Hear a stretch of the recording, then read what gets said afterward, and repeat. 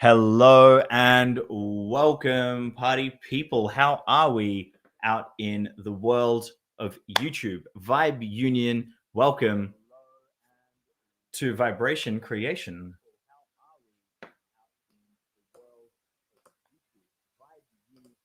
Cool. I had that open in multiple tabs.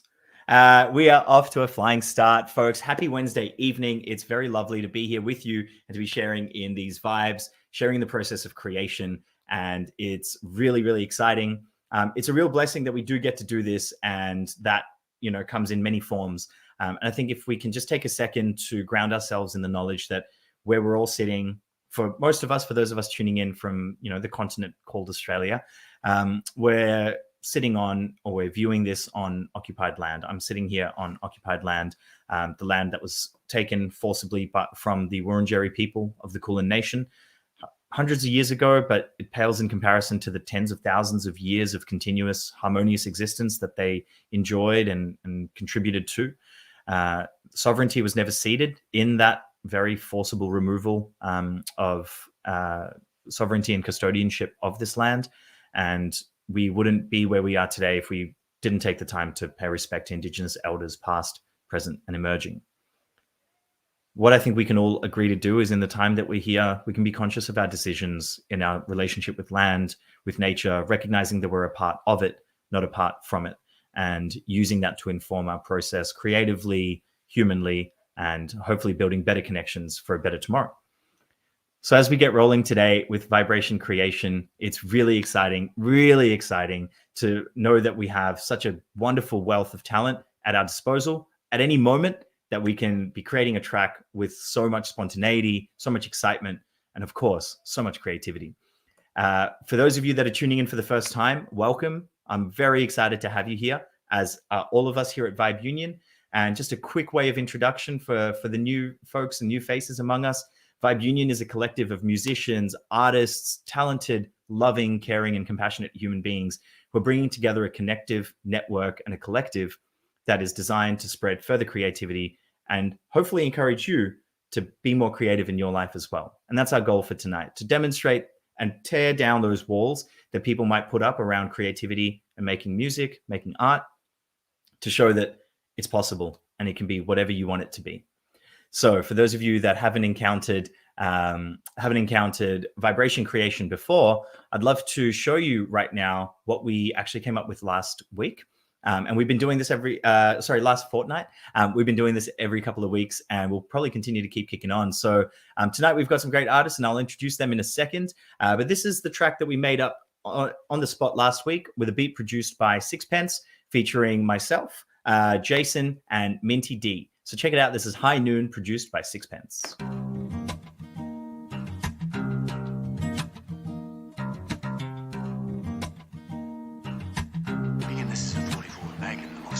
Handgun in the world, and will blow your head clean off. You could ask yourself a question: do I feel lucky?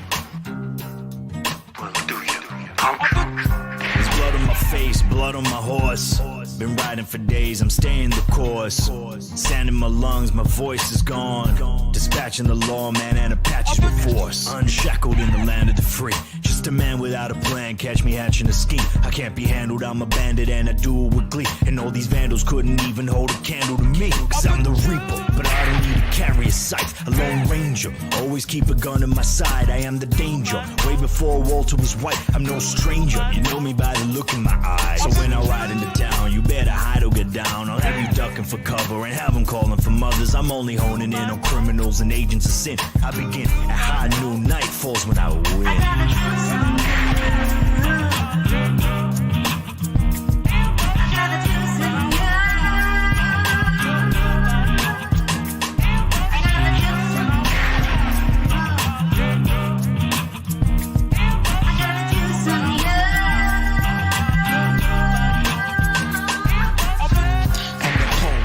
Slinger that just Jesse James wannabe bullet bringer. Got my sixpence, six shooter. Got my gang avoiding any prosecutor. We're the first troubleshooter. Fingers twitch in that standoff. Crowd falls silent, not a pin drop. Fire shots 1, 2, 3, 4, 5, 6. Then I reload.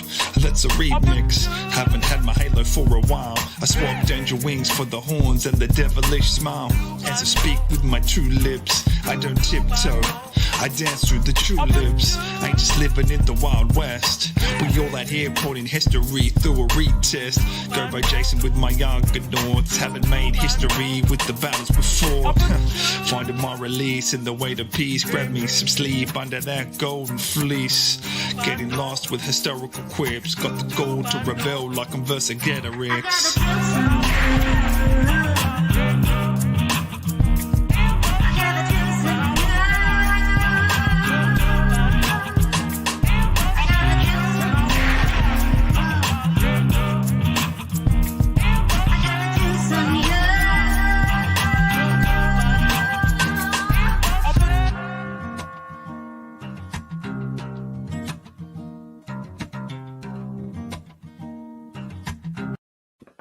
Hey, all right. So as the comments are already in a bit of a flurry, that was the beat that we worked on last week. That was the track that we created over the course of like a 2.5-hour stream, produced by Sixpence, featuring Jason, username unknown, Minty D, and myself, Emkew. And it's now my delight to play host to this evening's proceedings, hosted and produced by Amutha. So please welcome her to the stage.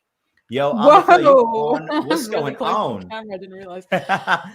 Oh man, I'm just so excited. I think I was telling you guys before, I stepped a little bit outside of my comfort zone with a higher BPM and like using weirder instruments and things that I wouldn't generally use. I was trying to create something that kind of, I don't know, not hip hoppy. I don't know what the hell I was going for. And Ruben Maadstork described it best. It's more of drum and bass feel. But I'm extremely excited to see how everyone flows over this, because I know it's kind of outside of everyone's comfort zone. I'm a little bit, I won't say nervous. I'm excited about how I'm going to structure this, because I think Rye mentioned last time he was producing that he kind of intuited how people might, or where people might sit. And he kind of works around the beat like that. So I'm going to attempt to take that knowledge and apply that to the session today, but we'll see how it goes. Awesome. All right. Well, let's meet our collaborators for tonight. We've got Kelsey Jean, we've got Ruben Maadstork, and Sixpence, last week's producer. Welcome, everyone. How are we? Hey. So good, thank you. Kelsey, what were your... Oh, yes. You're coming through just great there, Sixpence. Very cool. We just wanted to confirm that. Yeah, so good. Kelsey, how you feeling? How's the last couple of days been treating you?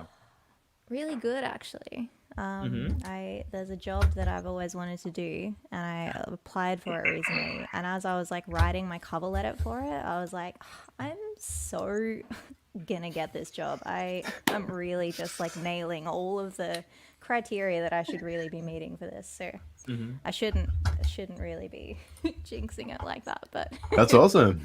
Yeah, super exciting. Ultimate confidence gets you whatever you need in life. Gotta manifest it. Yeah, there we go. Speaking of manifesting, this man has been feasting on incredible beats and putting out some great music. Sixpence, you've been doling out the singles of late on YouTube. What's going on, man? How you doing? Yeah, things are going well, man. I just like dropped that song on Sunday, and also had the video come out with the Guilty Party, and the response to that's been awesome. I've actually been blown away. But yeah, music's been going well. But to be honest, I've just kind of been busy with finishing off my degree. I've got one more month left on that, but I'm actually really keen for tonight. So, and I haven't heard the beat yet, so I'm really excited to hear that. And yeah, and just keen to get to it. Amazing, a gentleman and a scholar, and that brings us to Maadstork. Maadstork, fairly new to the Vibe Union fold, but brought the house down with a sick performance at Lyrebird Lounge. How are you, man? What's been going on for you? I'm great. Well, I've actually been doing step timber this past month, which is like controlling my whole life. I have to get 10,000 steps a day, and I've had to like rearrange my whole lifestyle just to get 10,000 steps every day. And like get up early, go walking around the block, And I think at like the start of the month, like the neighbors were like, "Who is this guy walking around the neighborhood? Is he like he's like casing the joint? Is he gonna like rob us?" And I basically like know the whole of Thornbury now. And now people are just like, "Oh, that's Ruben. He's just getting his tips." And yeah, that's good. I had to isolate for a COVID-19 test, and I was just like walking around the apartment for 2 hours just trying to get the steps out one day. So you know, a lot of people are like looking forward to coming out of lockdown. I'm just stoked at the end of like September, so I don't have to. I'm just sit on this like couch, make some music, you know. Hell yeah, man! And you're a pretty avid skateboarder, hey? So you actually have to hop off the board to make those steps properly count. Exactly. Too right. I'm always up to go skating, by the way. Oh yeah, wicked. Awesome. So yeah, everyone's trying to keep their music roll going, and I think it's really exciting. Amutha, you've produced something quite experimental, quite out there, challenging yourself. Shall we have a listen to the beat and see how we're feeling and see how the crowd gets into it as well? Yes. Are you going to play that, or am I going to play that? Play it off yours, yeah. So if you wanted to share like you had it up before. Okay. Let's do it. I hope this works. Okay, now.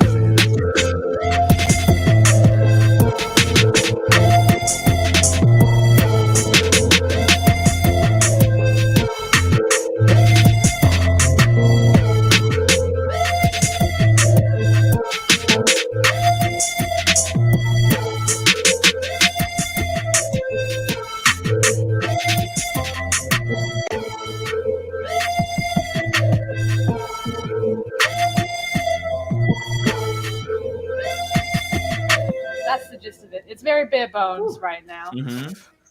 But Cool. we will give it more flavor very soon. Before we get rolling further as well. Oh, who's audio? I think there's doing a routing thing at the moment. No, we're good. So before we get rolling further, also wanted to shout out another more invisible member of tonight's stream. Jay Kepler is hanging in the wings and helping and running all of the tech. So as you see comments and things popping up, as you see people flying in and off screen in the most acrobatic of manners, a virtual circus of sorts, you're going to see, you're going to have Jay Kepler to thank for that. So thank you so much for being around and helping us out with it. Jake, do you want to jump on and give us a wave? Hey. He's very sharp with it.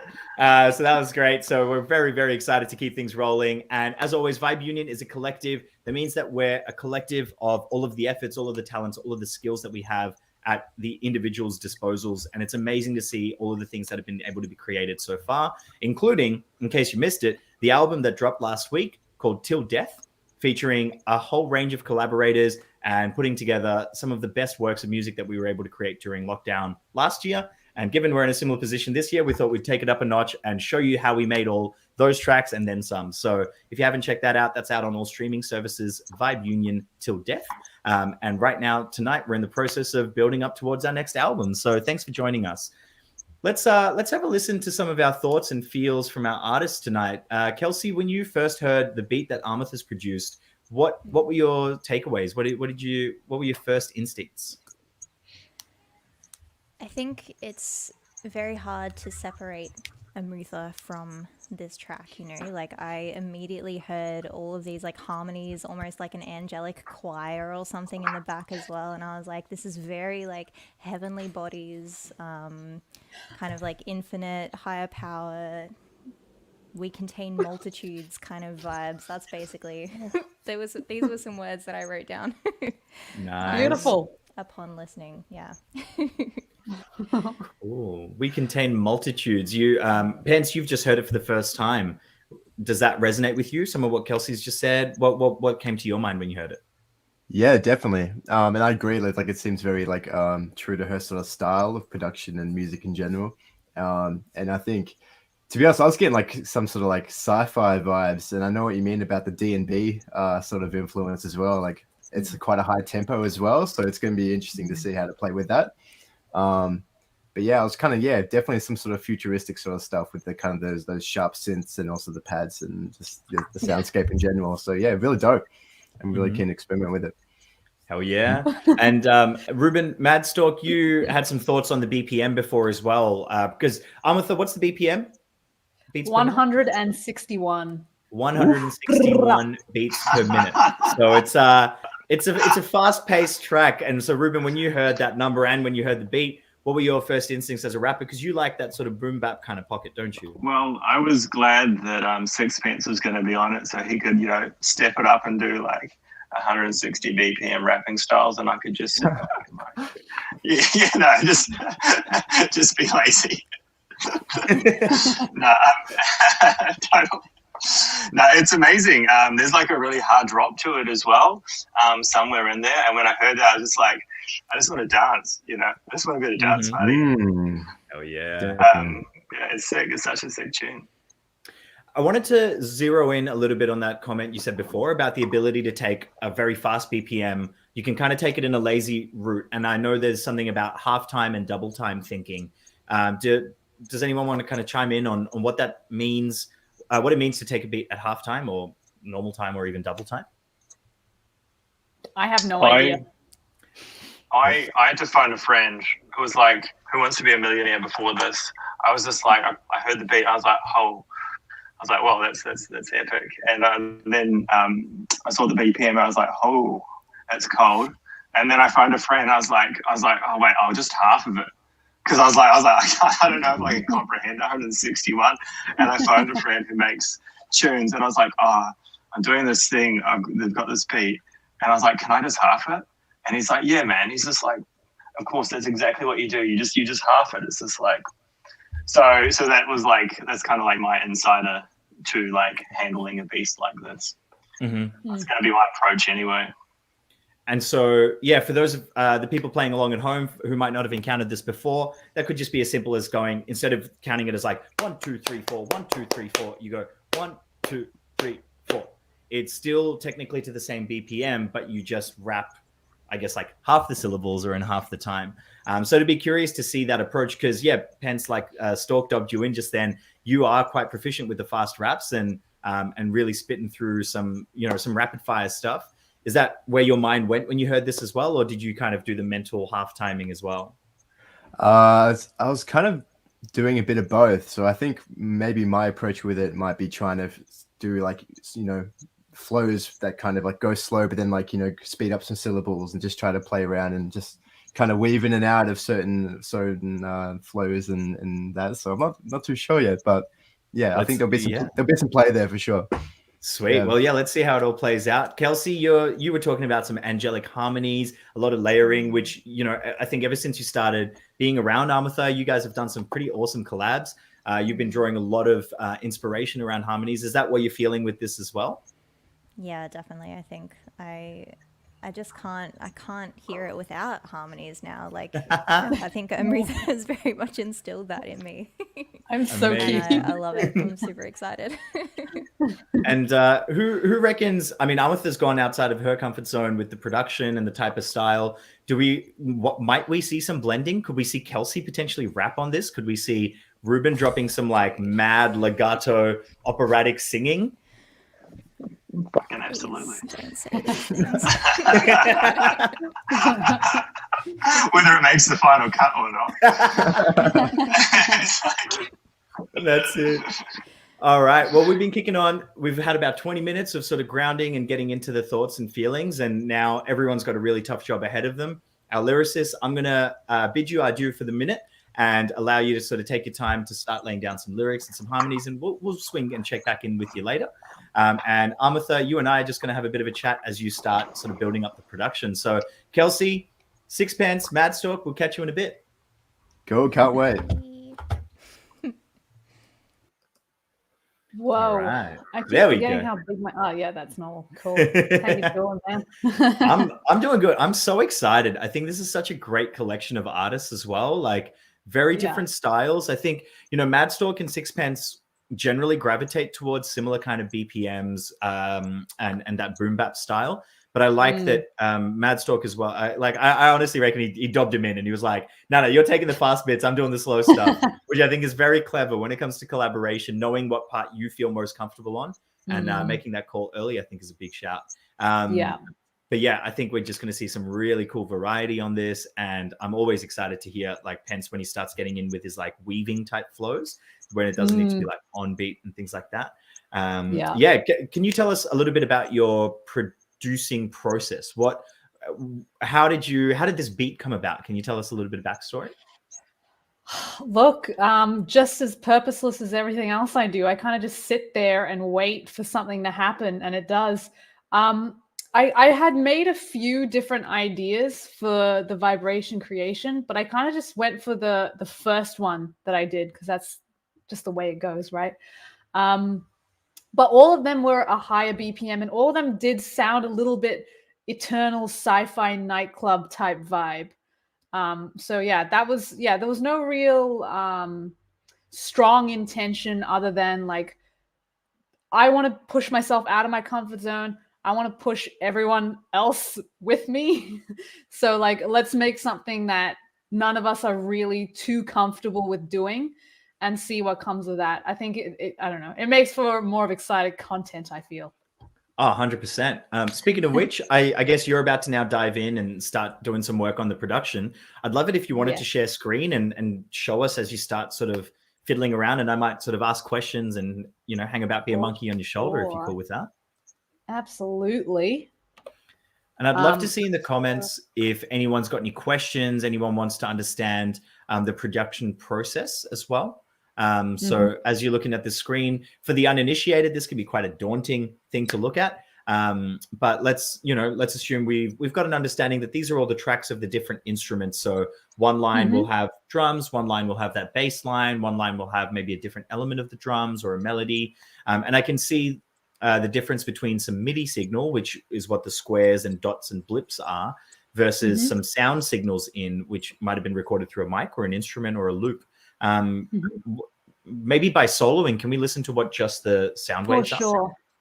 Right. So like, let's say, for example, this is an amazing free synth plugin.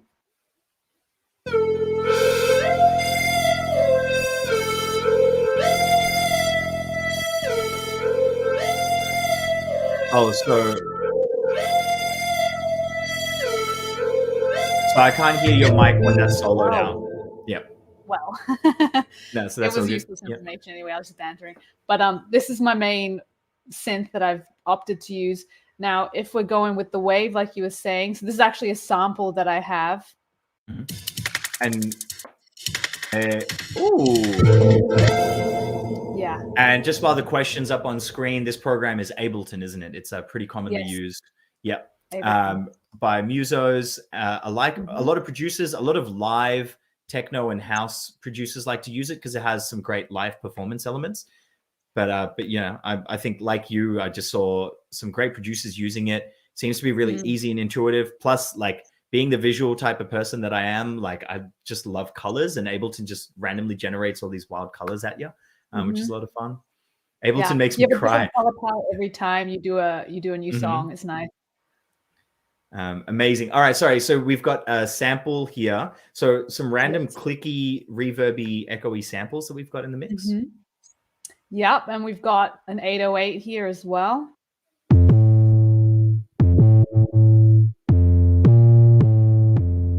So yeah, there's a lot of different elements. I kind of have thrown them in here, and I've got a rough idea of when I've taken things out and put things back in. But I think I want to sculpt that out a little bit more based on, kind of what I've just heard from everyone, how everyone's going to approach it. How much space do I want to leave for, like, Maadstork, for example, because it seems like he wants to be chilling on this, So, like, clearing out space. And also, there's been no mixing done to this. So mixing is basically making sure the volumes are right, so things aren't clashing, making sure, if this frequency of this synth, or sorry, a better example would be, I've got two 808s here. So if their frequencies are kind of clashing, it muddies the mix at that certain band, I guess. So you have to make sure, you're cutting out things that are excessive and boosting things that you want, sounds that you want from the instruments. So it's all the boring arrangement that I'm about to do right now. Do you have any questions, Mr. Mash? Well, one thing I was just going to plug real quick was on the mix front, which, you know, is a whole separate art, which to just vocalist rapper people like me feels like a dark art because, you know, I might like record a little bit, something like this, and I'm kind of mumbling and whatever.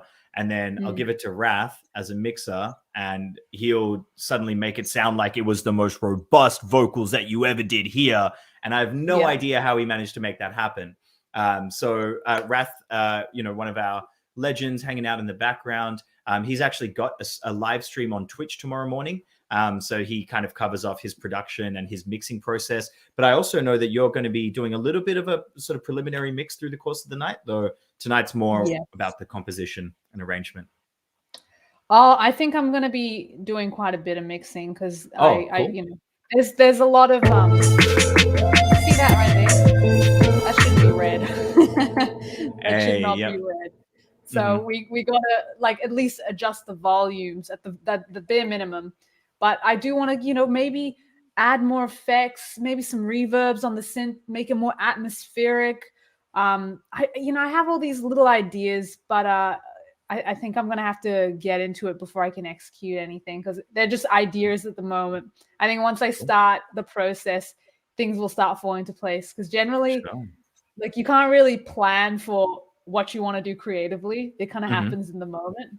For sure. Well, there are ideas there, but I'm not too sure what I'm going to do yet.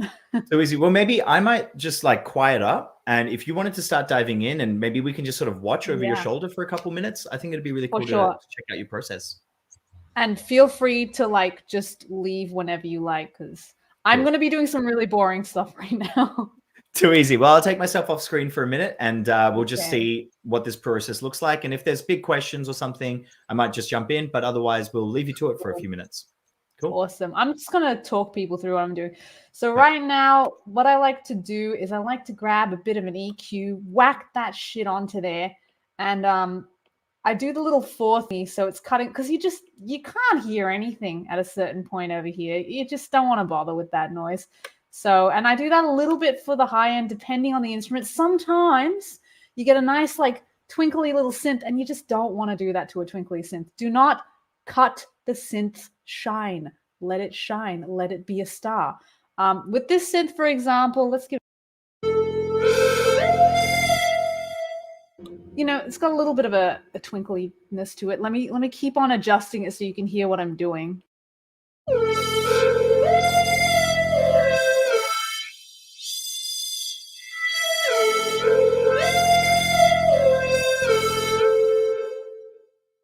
So I want to kind of get rid of the really low frequencies, because I got two 808s and those things are fat. And I want to kind of emphasize those a lot more than I want the bassy noise in the synth, because there's just no point, you know, the synth does not need the bassiness.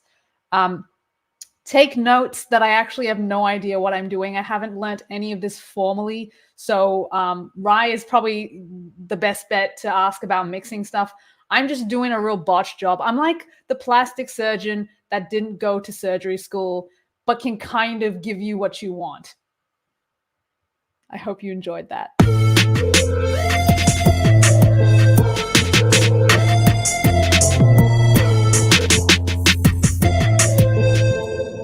I should probably explain what that does. So when you put this little it's not a microphone, it's a headset. So when you put that on, let me show you.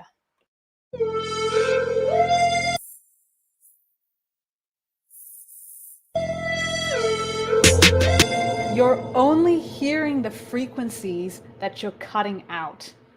Super handy when you're like, you know, if you're just starting off and you haven't had the ear training yet to know what you're doing, like when you put that little headphone thingy on, you can hear exactly what frequencies you're cutting out of the mix. Helpful tool. All right, let's keep going. Wait, why am I doing that guy?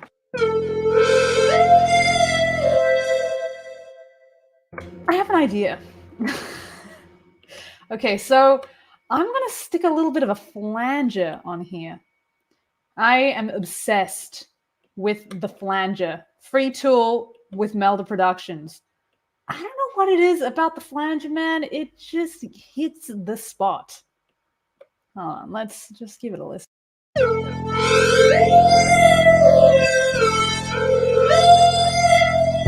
Oh my god, so good. Just like, I don't know if you're wearing headphones, maybe you could hear it better, but I actually don't know what a flanger does. My assumption is that it it kind of plays with the wave and pans it in such a way. I don't know. Don't ask me. I just know flanger cool, so I use it.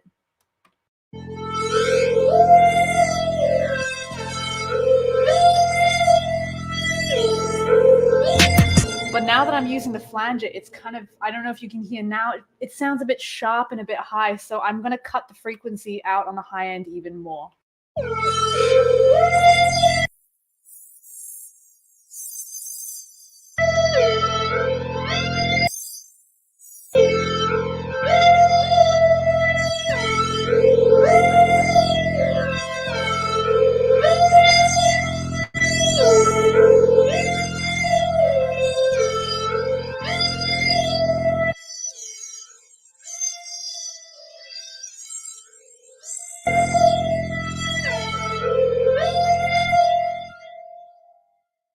So what I just did there was getting real specific. I found a frequency in that I didn't quite like because I was like, it's stinging my ears. And what I did with the little number 3 knob is I made it so that it absolutely boosted wherever it went to the peak. And then I would sit there and scan through and find that frequency I didn't like and just turn it down. We don't want to go all the way because you don't want to cut the sound out. You just want to kind of squelch it a little bit, just a little bit. Because if you do it too much, you're going to make it sound odd. Again, disclaimer, I don't really know what I'm doing. So this is kind of my method, but I would highly recommend watching a YouTube tutorial if you're interested in knowing the nitty gritty. I'm going to move on now. I might get back to it, but I want to kind of just do the EQing for everything.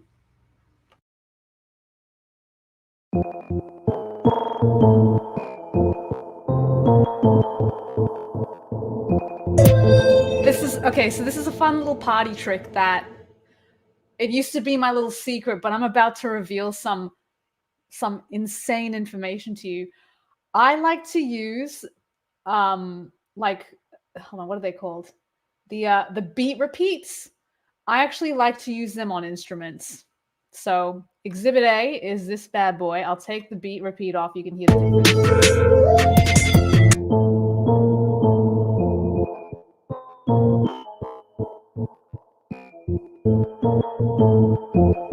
I mean, it just gives the instrument so much more character. And with the beat repeats, you can choose the intervals, the offsets, all them things.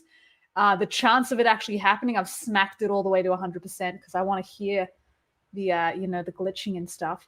But yeah, that's always a fun one to use on instruments because it's always going to keep to the timing of the beat, so it sounds like it's meant to be there. And I use them on my vocals too sometimes. If I'm doing like 2 layers of main vocals, on the second layer, the quieter layer of the same vocals, I'll add the vocal fun to it or whatever beat repeat I choose. So you'll hear my vocals like really quietly in the background, just like glitching out. It's always a fun time.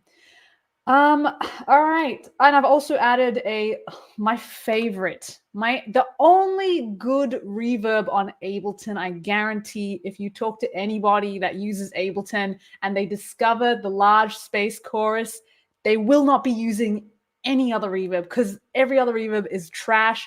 That's a little bit of a lie. If you know how to use the other ones, they can sound real cool. But if you want a reverb, like a fat, like cosmic, you're floating in space, you're surrounded by nothing, but somehow things are bouncing back at you, you want the large space chorus. It's a good time. All right, so let's do some basic EQing on here. Nothing too fancy, yeah? Let's get around it. Now, what I want to do is I want to smack that EQ. So another important thing to know about Ableton is it will actually do your effects in order of how you put them. So you do need to make sure that you're putting them in the right order. And now you're asking me, why I need to put EQ before the vocal fun and the large space chorus? That's a great question. It is because the EQ, if you could, look, it depends what kind of effect you're going for. You could put it after all of your effects, but you'd be losing so much reverb and you'd be losing so much vocal fun because you'd be cutting off these frequencies of the overall sound. Whereas if you kind of manipulate the original sound, then you're still putting that original sound through all of these effects. So you're getting that lush feeling. All right, let's get it. Let's get it. I need to stop talking.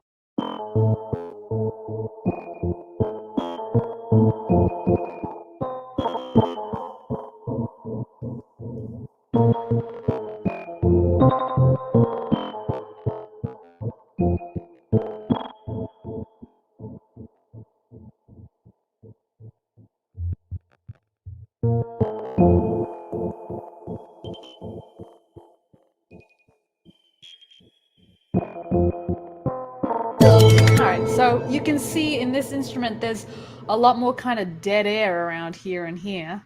So I could and now I've just, I've squashed it down to just this band. So even if there was any sound happening on either of those sides, like that would actually kind of add up through the entire mix with all of the other instruments and create all this excessive noise. And then you're listening to it going, oh, this sounds really messy. So when you hear people saying the mix is clean, it's because it's precise.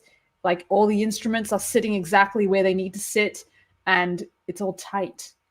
So yes, this is done. Not completely, but for now, we'll keep rolling with it.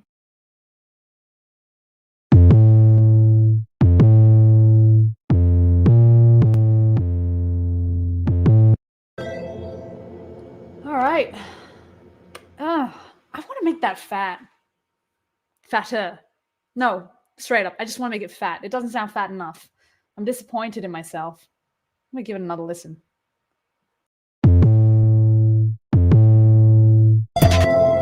Yeah, you could afford to put on a few pounds, my friend. Let me just do that to you first. Let's just get this business done.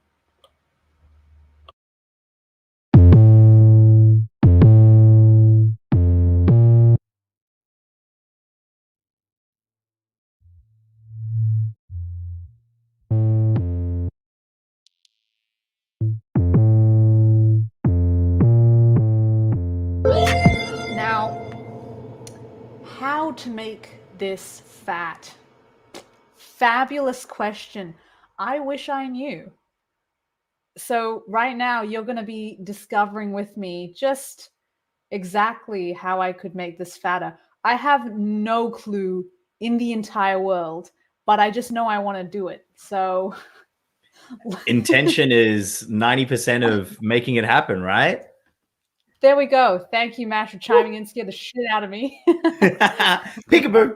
That's what it's all about. Amutha, we're loving this. This is amazing to watch this process. I think a lot of people are getting a lot of value out of things like large space chorus. Like I've been using the reverb, the stock reverb dial on Ableton because I'm like, I don't know how to mess with all the other stuff. Just whack some LSC on there and move on is what you're suggesting. Yeah, that's it, man. That is the answer to life. It's the best. It's the best reverb. Hands well, we're down. getting some tips from the crowd to compress to add some fatness. Could potentially also be to add some wide ambience in the mix as well.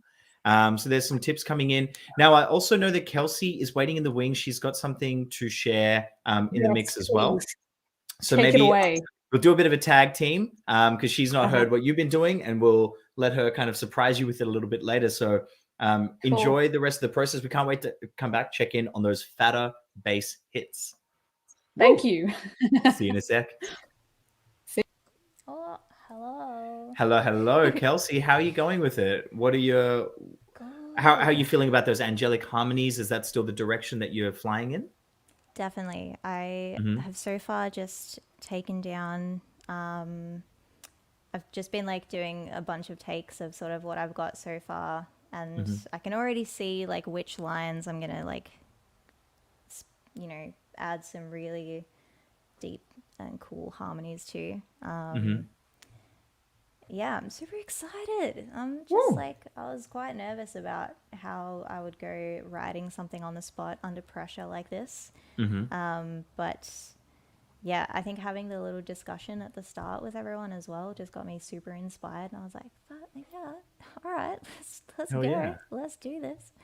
Yes, that's it. That's the right attitude. And it's great. Yeah, with collaboration, sometimes you go into it going, I don't even know what pieces I have, let alone what other pieces other people have.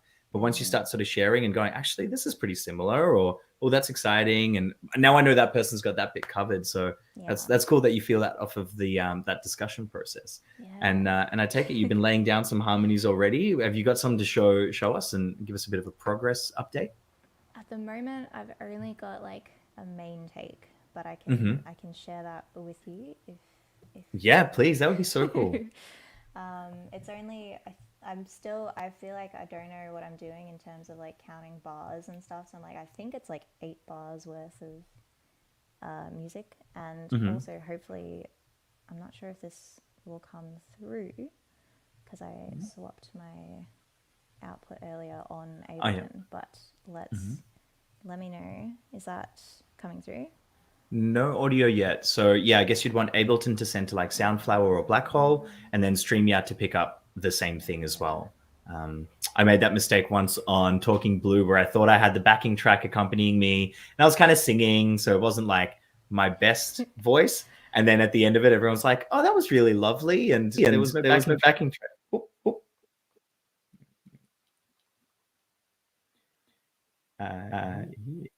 Ready to hear what more else.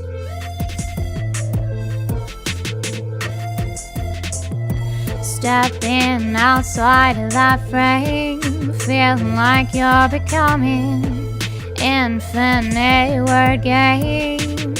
Shatter is troubling. Took a small step, now jumping into creation. This one life, the vibe keeps pumping, and now we shine.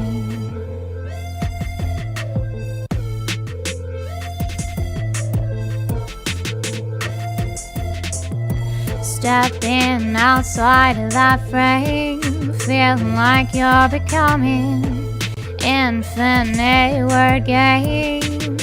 Shatter is troubling. Took a small step, now jumping into creation. This one life, the vibe keeps.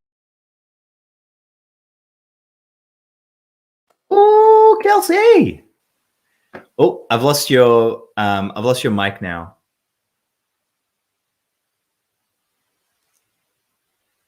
Wrath in the mix, tech wizard, through and through. There we go. Yep. There we go. Oh, I see. I Perfect. Gotcha. So good. That was awesome. There's so much love flooding in. Georgia Delaney Martin, who, another vocal powerhouse. A lot of love. Yeah, Dave Dilly, big on it as well. Oh, sorry, I'm going to stop clicking the things because Jay Keps is in the mix. Yeah, amazing. That's it so far, yeah. Woo, really cool thematically. Where did you go when you started sort of trying to think of the lyrics? Like, are you a visualizer? Do you kind of need to put words on a page first? What happens or do you need to sing or hum a melody line? Normally I do start with like a melody and then sort of see what words fit into that. But because I already had a bunch of words here, and then I was sort of thinking about like how this is very much, and like Amutha said as well, like it's so out of her comfort zone to be producing something like this. And I was like, it's so out of my comfort zone to be like involved in something like this as well. This is a very new thing for me.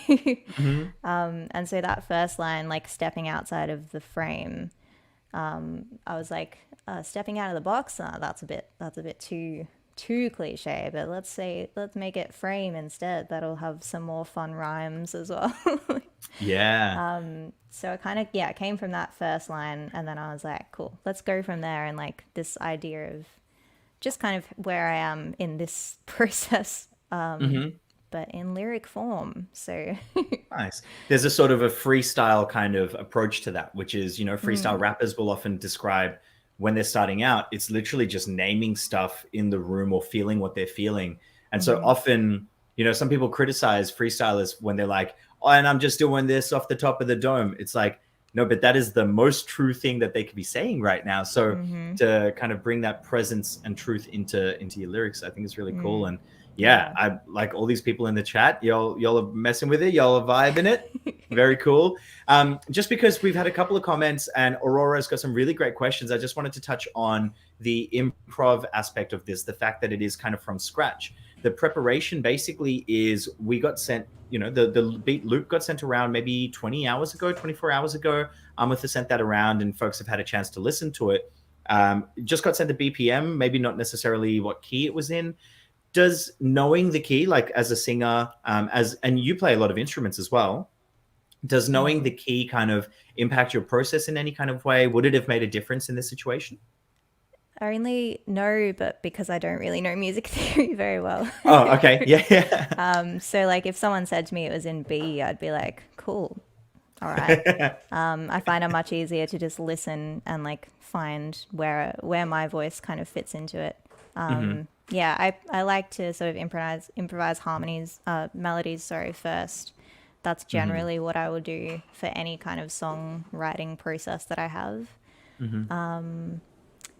Yeah, I think just because I listen to a lot of like singer-songwriter, very melodic kind of stuff as well, like that's what I'm into. So I find it easy to find melodies, and then I just go from there. I have no idea about keys and even BPMs. I was like, yeah, cool, whatever. I don't know. Yeah, no, that's beautiful. And I really like that approach. I've definitely encountered folks before. And, you know, I think we all have it. There can sometimes be a reluctance, or maybe if you're kind of stuck in a particular way or a rhythm, you tend to kind of want to lean down one path. And then if something doesn't fit in to that frame or that box, it can be sometimes easy to just go, actually, I don't sing in that register. I don't sing in that key. But what I love that you said was I had to listen to the beat and found where my voice fits in. You know, it's kind of counter to conventional music theory, but this idea that every voice, every melody, every harmony, every beat, every flow has a place and it can be found and can fit in. I just wanted to do a little cheeky plug. We have an episode of the Vibe Union podcast called The Power of Yes.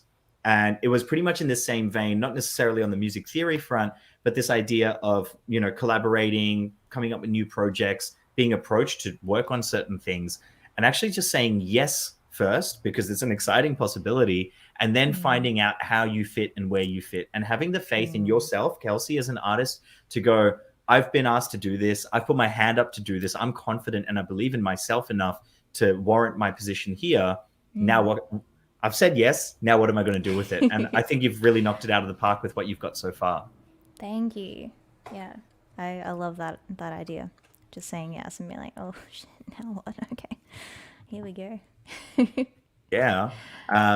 Well, we're very excited to hear how you start layering down some of these harmonies. And maybe if we catch you a little bit later, let me know if you're about to lay down one of these harmonies. We'd love to actually see that process. If you want to do a share screen, and we just had Amutha showing us how she lays down all the production elements. So yeah, I think that'd be really cool. So let me know in the back chat how you're going with it, and we'll bring you on for one of those. Awesome. Sweet. See you soon. Cheers. See you soon. There we go.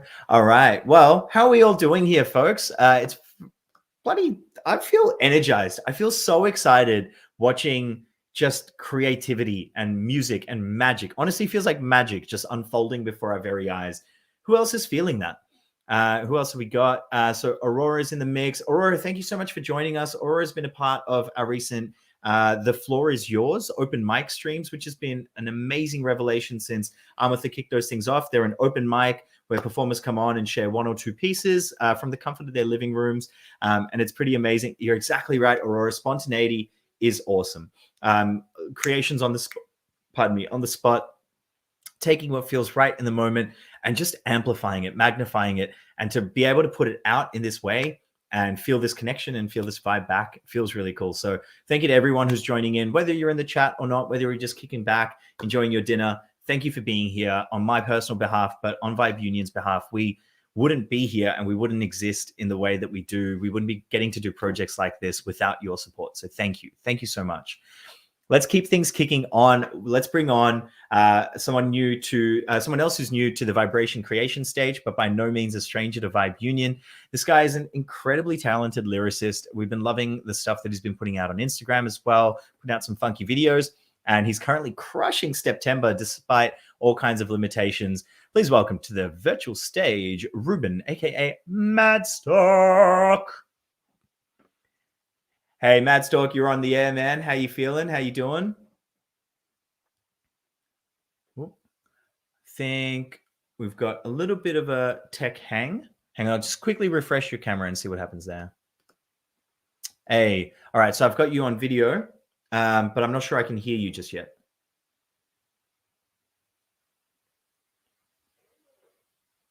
No, still nada. Maybe the choice of mic in StreamYard.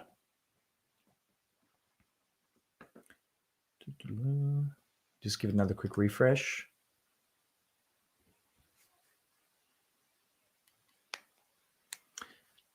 Just while he's getting that rolling, we're very excited. Maadstork has this pretty awesome approach to hip hop using I think we're getting a bit of audio coming through. You can hear me?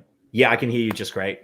Yeah, the camera's doing what it was doing before, but I think it solves itself after a little bit. But yeah, man, how's it all going? How you feeling about this all? This beat's amazing. Yeah. Yeah, I'm loving it. It's I'm kind of had to like deconstruct it a little bit. Mm-hmm. So what I've done, there's a let's just have a look at it. There's a breakdown, I think on like the 13th bar. There's a breakdown for 4 bars, and it's pretty mellow. And that's kind of like where I feel comfortable. So I've extended that 4-bar breakdown to 16. So it's like a 16-bar loop.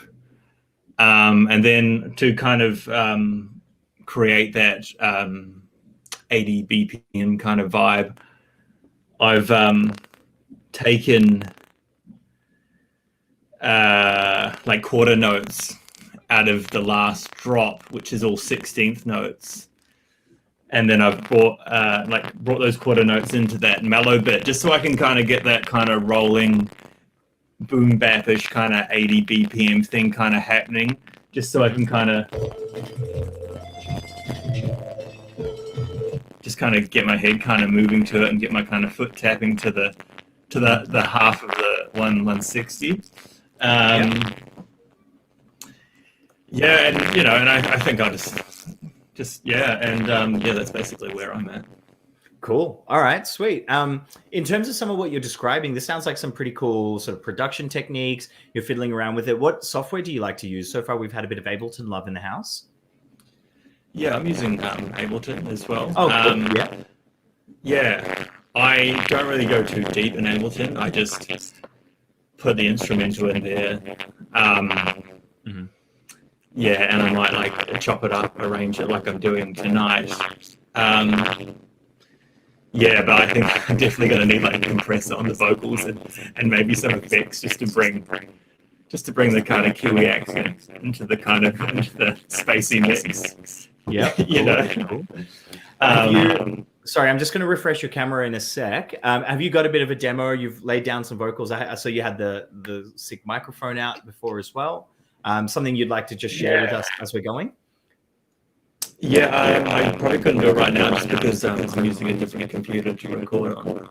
Okay, I don't have it on this one. Not too easy. But yeah, definitely should have something pretty shortly. Yeah, I've done a bit of laid down a few vocals and cool. Yeah. See what Cool. happens. No, that's exciting. I'll just give your camera a bit of a refresh through this. There we go. Just say something for me real quick. Yo. Your mic is doing some kind of like cool. Actually, I think does this qualify as flanger? Anyone in the chat? Amutha was talking about adding a flanger. I know that you're the last person to know because to you, you're just talking into your microphone, but it's doing this like thing coming through. It's some kind of processing, buffering, stuttering thing. We're still hearing you like all fine, but it sounds like there's an evil robot echoing you. like off your shoulder or something? There's always been a robot echoing ever since I was a child. I was hoping the vaccine was sorted out, but it's unenhanced its capabilities. It seems to be getting worse. So what I'll get you to do, thanks for stopping in for now. If you want to keep writing and recording, by all means, keep at it. Maybe you might want to refresh real quick your StreamYard session. I think it's just like a buffer thing that StreamYard's copying. But yeah, dude, thank you for joining us for the minute, and we'll catch you again in a bit. That's the way. All right. So that was Maadstork. Very excited to hear his process, and the evil robot on his shoulder always telling him what to do. I was always wondering where he gets his crazy, like, machine perfect rhymes from, and you're going to hear them all in their full glory later on. Use the evil robot. Absolutely. Record evil robot into the mix. That would be a really cool trick to do. Let's see if we can work out how to get that going. There we go. Amazing. How are we all feeling? Who's had a suss of this beat? Who's feeling a little bit creative in the chat? I'd love to know what you're all getting up to tonight. If this is all you're doing, then amazing. We'll love having your full attention. But what else is everyone up to? What are you working on through the course of the evening? Machine gun ready, says Jay, username unknown. I, for one, welcome our robot overlord. Excellent Simpsons reference. Nick is always there with it. By the way, Nick, for those of you that don't know, Nick is a phenomenal guitarist, multi-instrumentalist, and he's been one of the incredible boons to one of our favorite events, which is Talking Blue, a night of spoken word that was running weekly and then fortnightly and then weekly at Blue Bar in Chapel Street when back in the before 4 times, and now is still contributing with some awesome vibes, helping out with production on some of the back of house work that we've been doing and creating some tracks. And yeah, just an all-around talented and incredible musician and a great human being to have around as well. Nick, thanks for joining us tonight. Who else is in the chat? What else are we up to this evening? What else have we got? Hey, Pence. Yeah, man, if you're ready. Sixpence is ready to give us a little bit of loving and let us know what he's up to. And we'll go from there. Everyone, welcome, please. Sixpence. Hey. Yo, Pence, how's it going, man? Good. Am I coming through? Coming through super clean, man. Super clean. Perfect. Because I was, I had to tinker with my audio stuff with the recording, but I'm glad it's coming through. Yep. Wicked. How you feeling about this track, man? Yeah, it's dope. It's like definitely stepping outside my comfort zone, both with like the BPM and also just kind of like the flavor of it. But it's also like really dope. Like it's a really cool beat. There's a really like unique sort of energy behind it and like flavor to it. And I guess I'm really curious to see what the others have come up to with it as well, because I've just been sitting here thinking and yeah, just kind of mishmashing stuff, but it's like I'm happy with what I've come up with thus far.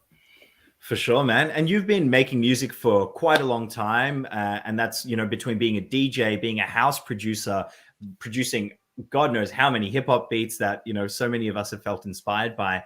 How do you feel about this process, and how does it compare to collaborations you've done in the past? Well, I guess I'm lucky enough to be a participant with the vibration creation last time.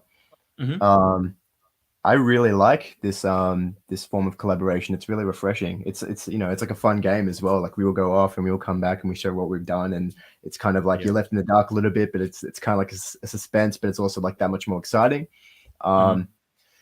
But yeah, I don't know. Like in terms of collaboration, I have been making music for a long time, but I have been collaborating quite a lot recently, like through Vibe Union. But before then, I haven't been doing a lot of stuff, so the whole idea of collaborating in general is relatively new to me, but I love it, like because music's obviously my passion, and it's great to be able to take your creative force and kind of meet it with someone else's and just create a whole new one in general. So nice. And like you mentioned, you've done this before. So last week you played producer for that amazing track High Noon. What do you reckon is going through Amutha's head right now? You've been there, you've seen the end of the road for her. Where is she at? Because so far she hasn't heard any of what Kelsey's laid down, which we just heard. We just heard some vibes from Maadstork, and we're about to hear a little bit from you as well. What's going through her head? Well, firstly, I think one of the things she'll be considering is trying to accommodate for all of our styles, which would be very interesting because we all have very different styles. And the beat in itself is a very different style. So, which is great because that gives her like a lot of flexibility, because the whole idea is to kind of, like she said, she's encouraging people to step outside of their comfort zones, which is super dope. So there's that. And I think it was just also maybe, of course, just making things a bit more polished. And I think one of the big things I was doing in the last vibration creation was, once we separated, was I started going to the details. You know, I was putting in the vocal samples, starting to put delay and reverb on certain sound effects and stuff. And so I guess maybe should be starting to dig into more of the details of the stuff. But every producer's different, you know. So I'm really excited to see what she's going to be doing, because I'm not too sure. Eh? Hell yeah, man! All right, cool. Well, have you got a little snippet to share with us of what you've been working on? Yeah. Should I wrap it a cappella for now, and then you can like bit of a mystery to how it sounds to the beat later? Yeah, please. That would be awesome. Take it away. All right, cool. All right. I teleport my matter to at orbit patterns, climb the rungs on Jacob's ladder, smiling to distorted clamor. It's the astral maverick, Nordic cosmic bandit, play the gambit, colonize the land and leave the VU pamphlet. The molten lava fire starter, bid you sayonara, clinical, I keep it cyclical like laws of ancient karma, denada, because it's all smiles inside the vibe creation, ride the spaceship, scream with passion, I love the villainized elation. You minimize my patience, I bring in a rave to your space cave, Amutha on the boards and I contorting all your thoughts, we put a timberland through your mainframe. We heading the same game, watch me just kick my feet up, we're heading on the course, we're giving them a source, now you better buckle your seat up. Hacking it, packing raps, and we stacking it, packing, attacking, throw static. We double back, then abandon it. It's standing when we mac on the track and rip it. So hazardous, spill chemicals, purely theoretical, tackle intelligence. So that's like a 16. Woo-wee! It was a 16. It felt like a 64, man. God damn. That was wild. Cool. Just, like, you know me, I love a good name drop. So like being able to just talk where you can make it all make sense as well, and hand a VU pamphlet like at the end. That was wild. That was a dope bar, man. Amutha on the boards as well in the mix, like throwing comparisons to Timberland. Like how do you go with references? Like I think you're probably one of the best in the game when it comes to just dropping what feel like totally disparate ideas and pop culture references and putting them all together. Are they just popping into your head, or are you just kind of thinking about these things through the course of the day? Yeah, definitely thinking about them through the course of the day, man. Like I'll be excuse my French, but I'll be fucking up my day job, just because I'm too busy thinking of bars in my head. Yeah. But yeah, I think it goes back to just the sort of hip hop I came up on, and a lot of it is based on punchlines and trying to come up with metaphors and references. And so I just think that's typically when I think of a word in my head that I want to express onto the beat, but the first thing I'll be thinking of is, okay, well, how can I turn this into a punchline? And normally that will show itself through making a reference. And so I might just, I might just kind of scan my thoughts and just try to come up with something. And like I said on a Vibe Union podcast once, I kind of see writing as a bit of a puzzle. So that's kind of how I approach it. But I also there's a bar in there which I like, is like you said, it's we put a timberland through your mainframe. I like that line because it's, for me, that's like it's taking my style, which is kind of like the old school boom bap, kind of like in the metaphor of a timberland, and it's like putting it through the mainframe, and the mainframe's like, it's like the style of beat, it's the collaboration, it's like the sci-fi-esque futuristic sort of thing that I'm putting myself in. I'm putting the timberland through the mainframe, like, because I'm in, it's the collab. So yeah, so I think there's all sorts of different things I try to consider when I'm writing, but I don't know, hopefully that answers your question a bit. Yeah, no, that's a great answer, man. And someone who I think really vibes with that, Amelia's just joined the chat as well. Amelia connected up through the Spike Leo Twitch live streams, but a lyricist, a producer as well in her own right, and a fantastic artist. So anyone in the chat, check her stuff out.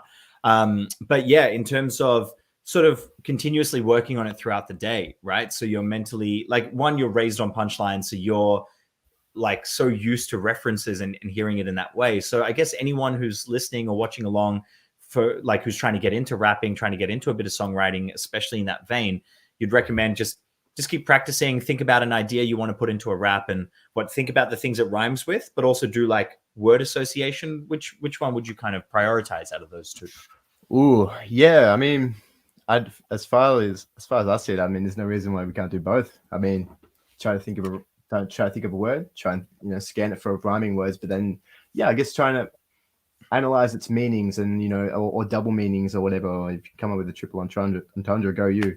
But like, I mean, yeah, I don't know. It's a hard one to explain, but I would say definitely like if you are trying to build your ability to build maybe wordplay or references or whatever punchlines, maybe listening to some music that prioritize that.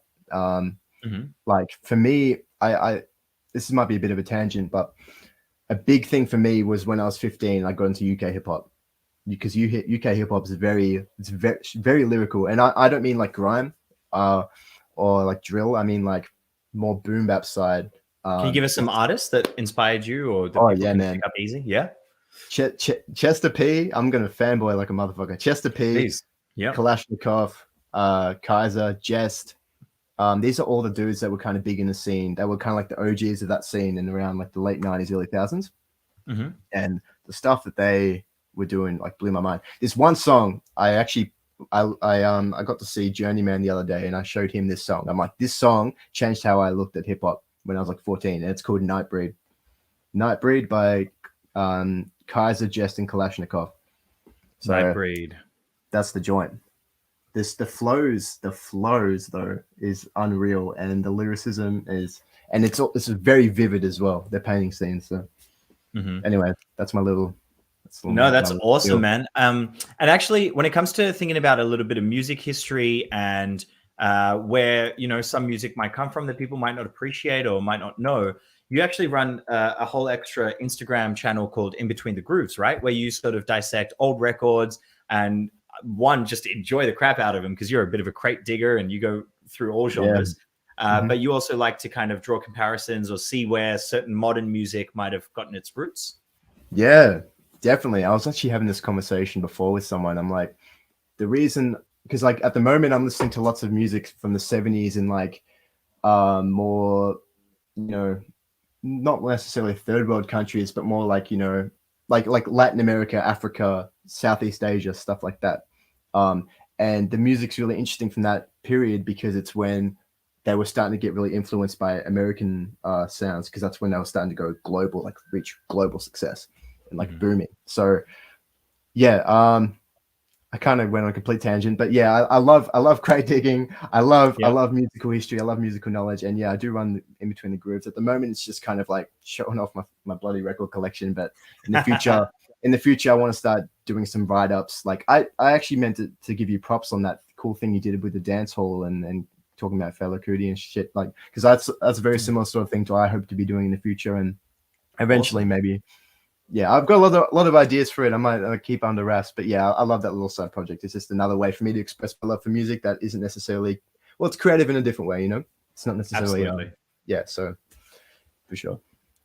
Well, yeah, that sounds awesome, man. Well, thank you for jumping on. Thank you for like blowing our minds with that acapella. We're very excited, and the sense of intrigue is now very heightened around how that's going to sound on the beat, though I know it's going to be fire.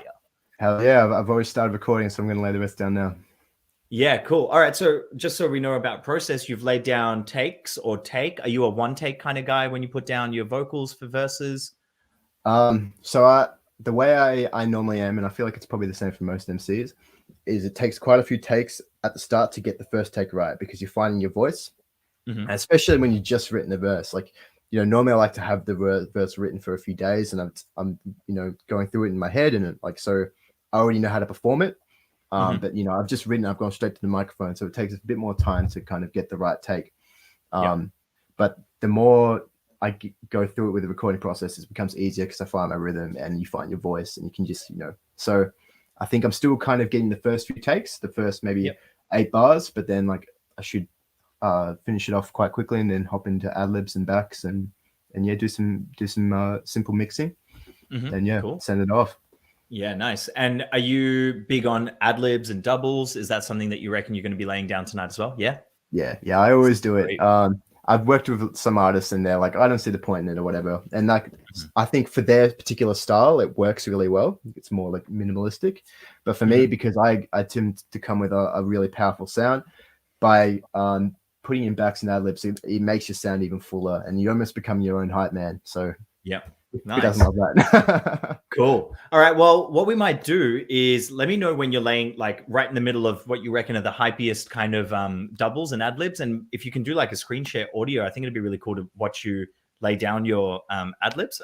If you'd be down with sharing that, that'd be wild. Cool. All right. Well, we'll leave you to it. Sixpence, thanks for sharing. We've got a lot of love, by the way. There's people that are very excited about your music pedigree and all that kind of thing. Some people are like, can you pretty please lay down that a cappella one more time before you go? So your call. Oh, okay. Yeah, I'll do it. So maybe I can get it more smooth this time as well. Hey, all right. Dope. Let's hear it. All right. I teleport my matter to out-orbit patterns, climb the rungs on Jacob's ladder, smiling to distorted clamor. It's the astral maverick, Nordic cosmic bandit, play the gambit, colonize the land and leave the VU pamphlet. The molten lava fire starter, bid you sayonara, clinical. I keep it cyclical like laws of ancient karma. Denada, because it's all smiles inside the vibe creation. Via the spaceship, scream with passion. They love the villainized elation. You minimize my patience. I bring in rave to your space cave. Amutha on the boards like controlling your thoughts. We're putting Timberland through your mainframe. We ahead in the same game. Watch me just kick my feet up. We're heading on a course and giving you my swords. Now you better buckle your seat up. Hacking it, packing raps and restacking it, pack attacking through static. We double back, then abandon it. It's standard when we mac on the track and rip it to hazardous. Spill chemicals, purely theoretical, tackle intelligence. Yeah, can you lay it down? Ooh, yes. All right. Well, mad love. Thank you so much. And catch you in a bit. Peace out. Thank you, man. Can you see you in a bit? Pleasure. All right. So that, ladies and gentlemen, and everyone in between, that was Sixpence. That is Sixpence, and the man is a beast, as you can tell. No dearth, no lack of talent in the mix tonight. We're having an absolutely wild time. Who's having a good time? Who's learned something tonight? Show me an emoji that sums up what you've learned tonight. Let me know that you're feeling it. Let me know you're feeling the vibes. We're about to suss the progression of the beat. Yeah, absolutely. Shotgun Kiss, thank you for joining in. Mama Lisa's in the mix, by the way. Mwah. Thank you, Mama Lisa, for being a part of all of this as well. By the way, folks, for those of you that don't know, a very interesting development has happened this week.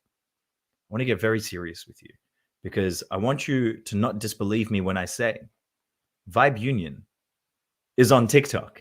Yes, everyone, Vibe Union is on TikTok.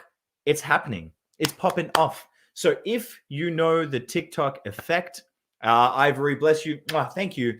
If you know what TikTok's all about, you know it's popping off. It's what musicians are using to get their music out there. And with our mixtape, our album having just dropped last week called Till Death, we're trying to give it the best legs we possibly can.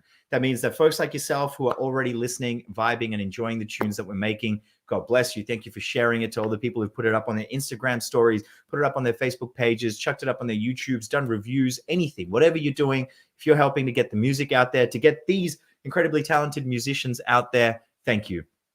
TikTok, you're a believer. Shotgun Kiss is a believer. Thank you. Also, can I just quickly say, look at all these emojis flying in. I just wanted to say I'm really loving the interconnection that's happening in the chat. People are dropping in their Instagram handles, connecting, continuing the conversation. Bless all of you. For those of you that may not know yet, Vibe Union has a Discord server. So if you're an artist looking to collaborate with other artists, Discord is a great channel that we use to do that on. We also have a Facebook group called Vibe Union Visioning. So feel free to hit us up to get on that. And Vibe Union also is up on Instagram, TikTok, YouTube, Facebook, Spotify, one of the other things, all of the things. And we'd love to keep connected with you, allow you to connect to our music, to our podcast, to our live stream events, and to a whole range of incredible community benefits, all of it for free. The best part is we're just here to continue to share all of the talents, the skills, and the passions that we all have. It's been a real joy, excitedly rambling at all of you for the last couple of minutes. Thank you so much. I wanted to bring Amutha on. So Amutha, if you're back there and you're vibing to these chats, maybe give me a thumbs up. Let me know what's going on. She's zoning. I'm like watching the camera bob in the head, so I don't want to interrupt that either. Predominantly visual art on. Oh yeah, cool. Amutha is in the mix. So let's bring her on and let's see where the beat is at. Amutha, how you doing, homie? I haven't got your audio just yet. Waiting on that. But yes, yeah, Mama Lisa, Amutha's in the mix. No, not yet. But has produced some absolute heat with the beat tonight. I know you joined us a little bit late. Hey, there we go. Amutha, now we can hear you. Cool. How are we going? Did that bass get fatter? Look, yeah, man. Look, I got quickly very distracted, realizing there are other elements that I could fuck with. Let me share my screen with you. Let's go through it together. I will say that the reason you saw me zoning out is because I only just realized that Kelsey did send through her vocals, and I was like, oh my God. So I haven't quite listened to them yet, and I'm trying to get them to sit properly. So we won't mess with them just yet. I'll just take you through the production side of things. Cool, please. Yeah, bring it on. All right. We go. And away we go. So can you see me? Yeah, and we can see you and the things. Yep. So, we added a few little layers here and there, little elements. I wanted to drop the beat off and make it come back in a bit more dramatic. And I wonder whether I show that to you now, or whether that's kind of like a final product type thing. What are you feeling? Oh, what's the chat feeling? Do we want for reference? Yeah, I like surprises. I think like Pence dropped us an a cappella only rendition of his verse, which by the way, expect heat. But that's all I can say until you hear it. And yeah, so I think let's save some surprises, but whatever you want to talk us through process wise, we're ready for it. For sure. So you guys remember how this little Podolsky right here sounded at the beginning? Let's take off everything that I've done and let's just work with the raw.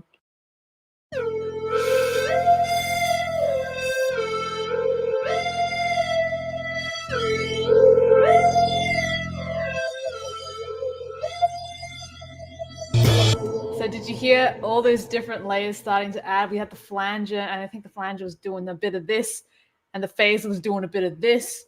So like I'm just kind of really distorting that synth and making it as wavy as possible. I want it to feel almost unstable. Now, I've I added just another... wanted to... Sorry, yes. You're smashing it. I think the only thing that might be happening, remember when we down mixed to mono in Streamlabs earlier? Yes. I think that might be negating the flange stuff coming through for us. So we can't really... Yeah, so we can't really help it now. But what it does mean is for now, we're in suspense, knowing that something's happening. And at the end, what I might do is I might route it through my system. If you want to bounce me out an MP3 or something. Yes, and then that sounds really good. Should be able to send it through. But for now, cool. So there's a whole bunch of layering happening. Amutha, I think a question some people might have, which I only half understand, is these red lines running along the track. So they seem to be kind of changing and evolving over time. Can you give us a little bit of context on those? For sure. So this is a bit of automation. So automation is basically when you have an effect, it doesn't necessarily have to be the volume of your instrument. It could be anything. That's the beauty of Ableton, is you can manipulate every little detail. I haven't done too much crazy stuff. I'll show you actually what I've done with the EQ. So I won't tell you, I won't let you hear it just yet, but I'll tell you what I've done. So where it drops off here, basically, if I could, no, there's no way of me showing you, but if we go here, let me zoom in, okay, and just watch what happens here as I click through. Do you see that decreasing? Right, yeah. Right. So what this is essentially doing is it's sweeping through and starting to cut all the frequencies out. So you ever hear those tracks that go womp, womp, womp, womp, and then it goes like kind of muffled? That's what you're doing. You're cutting out. Yep. That's it. So you're cutting out all those high frequencies that you hear, and you're just getting that low rumble, like the outside of a nightclub where the bass is pumping. That's the kind of feel I wanted. And then it just smacks. You see how gradually it goes down, and then how here it's just a quick zip and brings all the elements back in.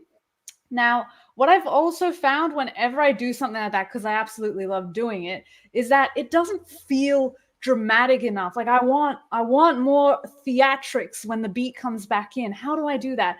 And my solution is always a really good cymbal, a good crash. So let me give you a crisp. So that generally, or what works well as well is kind of like just one note on the synth that's in the key of your thing. So that kind of ringing out, whatever works for the beat. You can use different elements to kind of bring that drama into your life. I've also been fucking around with this nylon guitar thingy, which I'm not completely sold on, but I'll let you guys listen to it.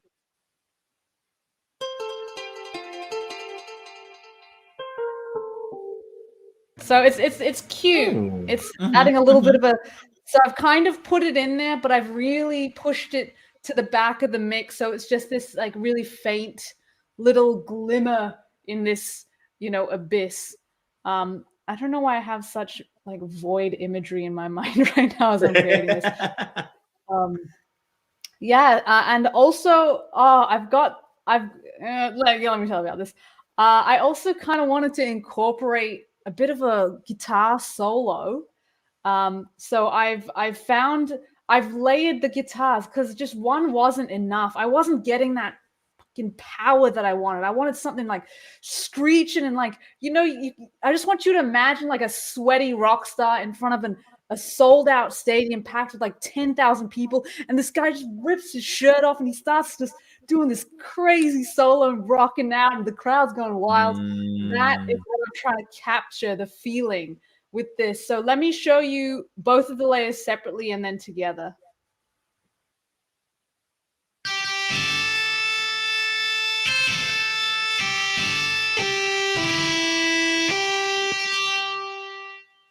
To be fair, I'm still working on it. I only just thought of this idea right before Kelsey sent me these stems. So I'm going to sort out the vocals she sent me because that's a lot more important. And then I'll get back to my little guitar solo.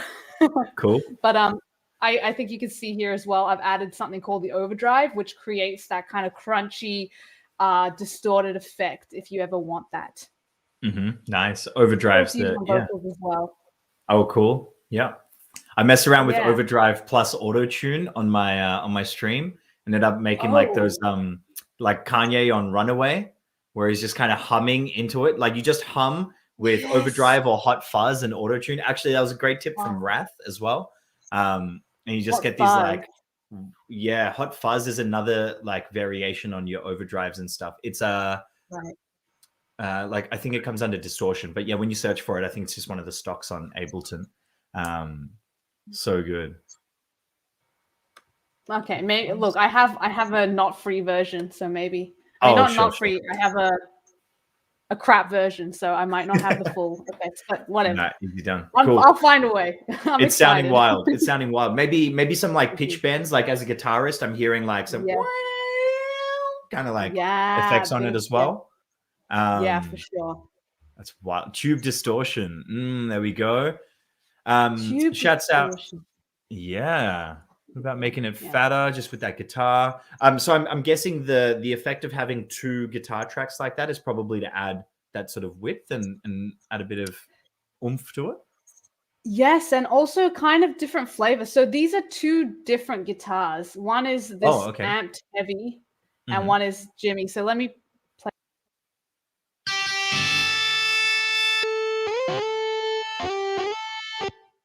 So one's kind of bringing a bit of a softer feel to it, but I just felt like it would make the notes a bit, fatter and kind of, fuller. Fuller is a better word. Nice. Do you know the band Rat-a-tat? No. Ooh, I think you'd really dig them. They're pretty much like two guitarists, and they make, like they just have a click track, backing track. It's super simple drums, but they just have these soaring guitars doing crazy harmonies and melodies. I think, one of those like rumor type things for one of their tracks was, I think the track is called Cream on Chrome, and there's like 160 different guitar tracks through the course of it. There's just so many different layers and effects, and it sounds beautiful. Like there's like 7-part harmonies at play, playing melodies and shit. It's nuts. Oh, man. I think you'd really dig them. That actually might be what I was trying to go for with this piece. I'm excited to hear it. I'll probably like just go like, oh, yeah, rat-a-tat. I might even tear my own shirt off and air guitar my, around the room. That But I'll turn my camera off. Don't worry. Super exciting. I think we will enjoy that. Oh yeah. Is there anything in particular you wanted to show us as well? Maybe just one more little snippet from the beat that you'd feel comfortable sharing all of it with us. So 4 or 8 bars maybe. Without giving away too much that you do. Yeah. All right. Shotgun Kiss is avid. He's in the comments. Shotgun Kiss, thank you so much for the vibes. Shotgun Kiss was like, oh, I missed Sixpence dropping the acapella. Can we hear it again? So we got it again. And right now they're like, can you play the whole track at all? Is it possible? It's definitely possible, but I think I like the idea of a bit of intrigue because we're not far off the end of this stream either. We've probably got about 30, 45 minutes left. So I think by that mark, we'll be ready to hear it all. Yeah. Let me give you a little taste of a very low key moment. Here we go. Oh, that is playing Kelsey stuff, which has not been sunk up yet, so I'm turning that off. Ooh, I'm giving you nothing, huh?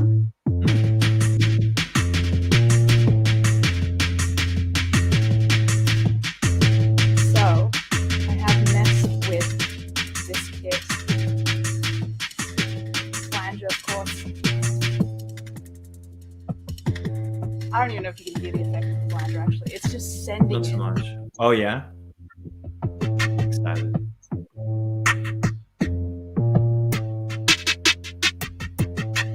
Oh! Cutting you off right there. Oh! That tasty entrance. I need my fixins. You'll get them soon. So excited. Amutha, that sounded really cool. What's next steps? You're about to go and dive in further. What are you going to be working on next? I'm just going to be focusing on Kelsey's vocals. I'm going to get them sit in the mix properly, kind of work the beat around it, and then try and mix the vocals, get them popping. And I think that's my main focus at the moment. Cool. All right. Well, awesome. We're going to bring Kelsey on next and hear how she's going. Cool. It's looking like there's some harmonies in the mix and some doubles and layers. So it'd be cool to hear her process. Very Awesome. excited Amutha? to get into it. Awesome. Catch you in a bit. Yeah. See ya. All right. How cool was that, folks? How are we feeling? Dave Dilly's loving the automation on that filter. We had a great chat about automation, which is so good. Shotgun Kiss is feeling very teased right now. Bless you. Cotton Socks. Thanks for being here. I promise you that within the hour, we're going to be hearing the full track. How crazy is that? Totally new music being made up on the fly. How are we feeling about this? Are people taking some new inspiration? I know we're getting some suggestions. Amelia, bless you. Thank you so much for these ideas. A lot of your mixing game, I know, is being improved rapid fire with Spike Leo streams. Every weekday morning, Spike Leo Music, as the name sounds, Spike Leo Music, one word, is streaming on Twitch his process as a producer, a mix engineer, an incredible person building up community education and knowledge in the way the Vibe Union is right here and right now. So if you are familiar with Twitch or just want to get some more production chops, I strongly recommend for you to check out Spike Leo Music. I've learned a lot of game from him as well. And for producers and artists alike, there's an added incentive because he's often running competitions and opportunities for artists to win money, prizes, just by participating and creating. You know, you practice your music, practice your craft a little bit, and you can stand to win some cash, some great prizes. So I can strongly recommend. What happens at the end with the track, Aurora? That's a great question. So what's happened with the last couple is they kind of now go into the next stage of refinement. So all of this isn't going to be the final product at the end of the night, but it's going to get us to about 90-95%. And what happens next is we've got Wrath in the mix. We've got a range of incredible producers, mix engineers that we work with. They're going to be taking it to that next stage. And then we'll start strategizing and thinking about how we release the next tracks. So whether that's like we did last year when we released a single every week for 6 months, putting out 20 singles in 6 months, from which the album was chosen, or we decide to release an album altogether later. We'd actually love to know from you, because as a community, we're equal part and parcel the artists and the creatives and the producers that are here in the mix, as we are the people who are here watching. So if you've got thoughts and feelings about what you want to happen with certain tracks, we'd love to hear it from you. Have you got a friend who's, working on a documentary or a film project and they need some music for something, and you think one of these tracks that you hear would be the perfect accompaniment for it? Do you have a visual art piece? Are you doing a dance number to something and you'd like to use that dance number and collaborate in that way with that track? That would be awesome. The details for Wrath, is that right? In that case, you're going to want Wrath_music on Instagram, and he will be around. Actually, you want to check him out tomorrow morning on twitch.tv/Wrath_music. I believe that is his Twitch channel. Yeah, perfect. That's the guy. For everyone who's interested in production, mixing, I strongly recommend, if you haven't got your fill tonight, to go check out Wrath's Twitch stream tomorrow morning at 9 a.m. That's Breakfast Beats, where he works on Ableton and shows you a real deep dive into just the beat creation process. Thank you for your patience as I've been kind of talking and chatting with you. This feels really cool. I don't know about how you're feeling about my big old mug on screen about all of this stuff. But it feels really cool getting to share this process with you all, and just vibing and seeing the energy and the enthusiasm that y'all have for this creative process. Speaking of energy and enthusiasm, we've got Kelsey hanging in the wings, ready to chat about her process. So we're going to bring her on and hear how she's gone with all of it. Kelsey, how you doing? Good. Sweet. Very good. It's such a weird thing, like not knowing what the rest of the track is gonna be like, because I have kind of done, I don't know, it feels like a weird amount of bars maybe for me. I was like, yeah, is this enough, or is it like, have I gone a bit too much now? I don't really know, but it'll be really cool to see how it all comes together. I'm really excited. Oh yeah. How did you end up going with those harmonies? Can we get a bit of something that was really cool? Sixpence gave us just an a cappella of what he made. So maybe if you want to like solo out the tracks and talk us through some of the harmonies you did, and what's your process for harmonizing on a track like this? Yeah. So can I? Oh yeah. So I can share screen. Yeah. Cool. Share screen. There we go. Share screen. Yeah. Let's do it. This one. Got that. Yeah. Whoa. There we go. So this is my colorful little session here. Oh. Is that all coming through? Or you can see the video is actually hit play. Yeah. So. Oh, okay, cool. Yeah, video only so far. Yep.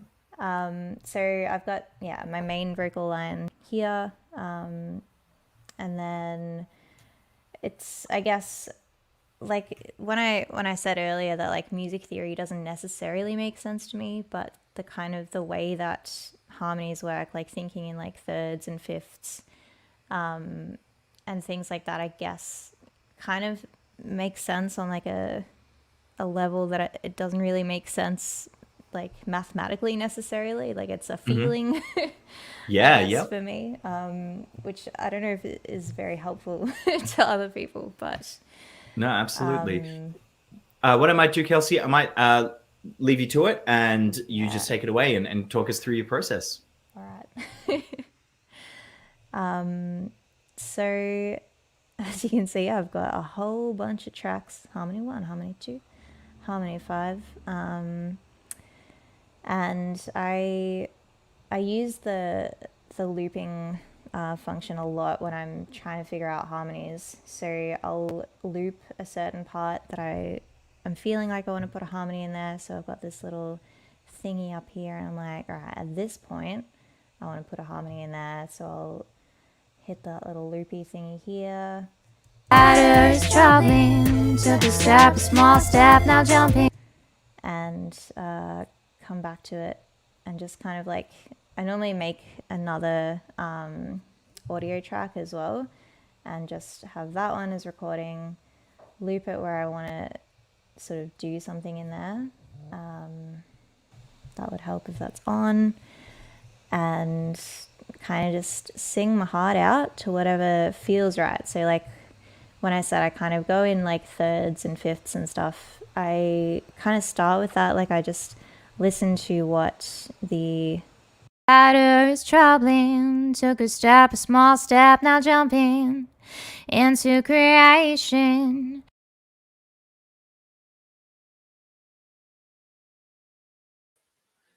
So, Kels, as you're doing that, you might want to command click the solo button on the armed track as well, because now it's only soloing the initial recording.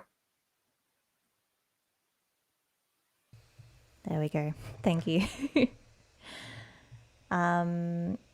So let's try that again. So yeah, I was Chatter is troubling. Took a step, a small step, now jumping into creation.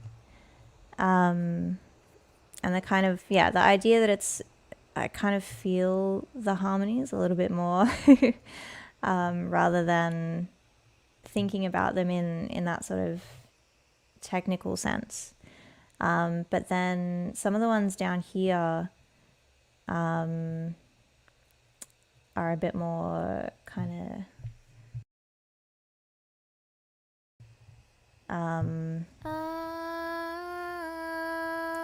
just random little oohs and ahs, you know. I always, as soon as I record any tracks, I always make little notes and I'm like, add some more oohs, add some more ahs. I think I really like just having lots of different vocal textures in there. Turn that one off. But so yeah, like this one down here. We contain multitudes. It's kind of just some little extra little like melodies that I kind of come up with. I think, honestly, the looping function is the main thing. I just hit loop, hit record often, and just kind of jam out to it a little bit. And then pick what I like from where that kind of goes. And then I'll try and make it a little bit neater and put it into different little tracks there. But yeah, I feel like, I don't know, I just want to put harmonies on everything all the time. Especially on an Amutha track. She is the queen of harmonies, and I wanted to try and bring some of that to this track.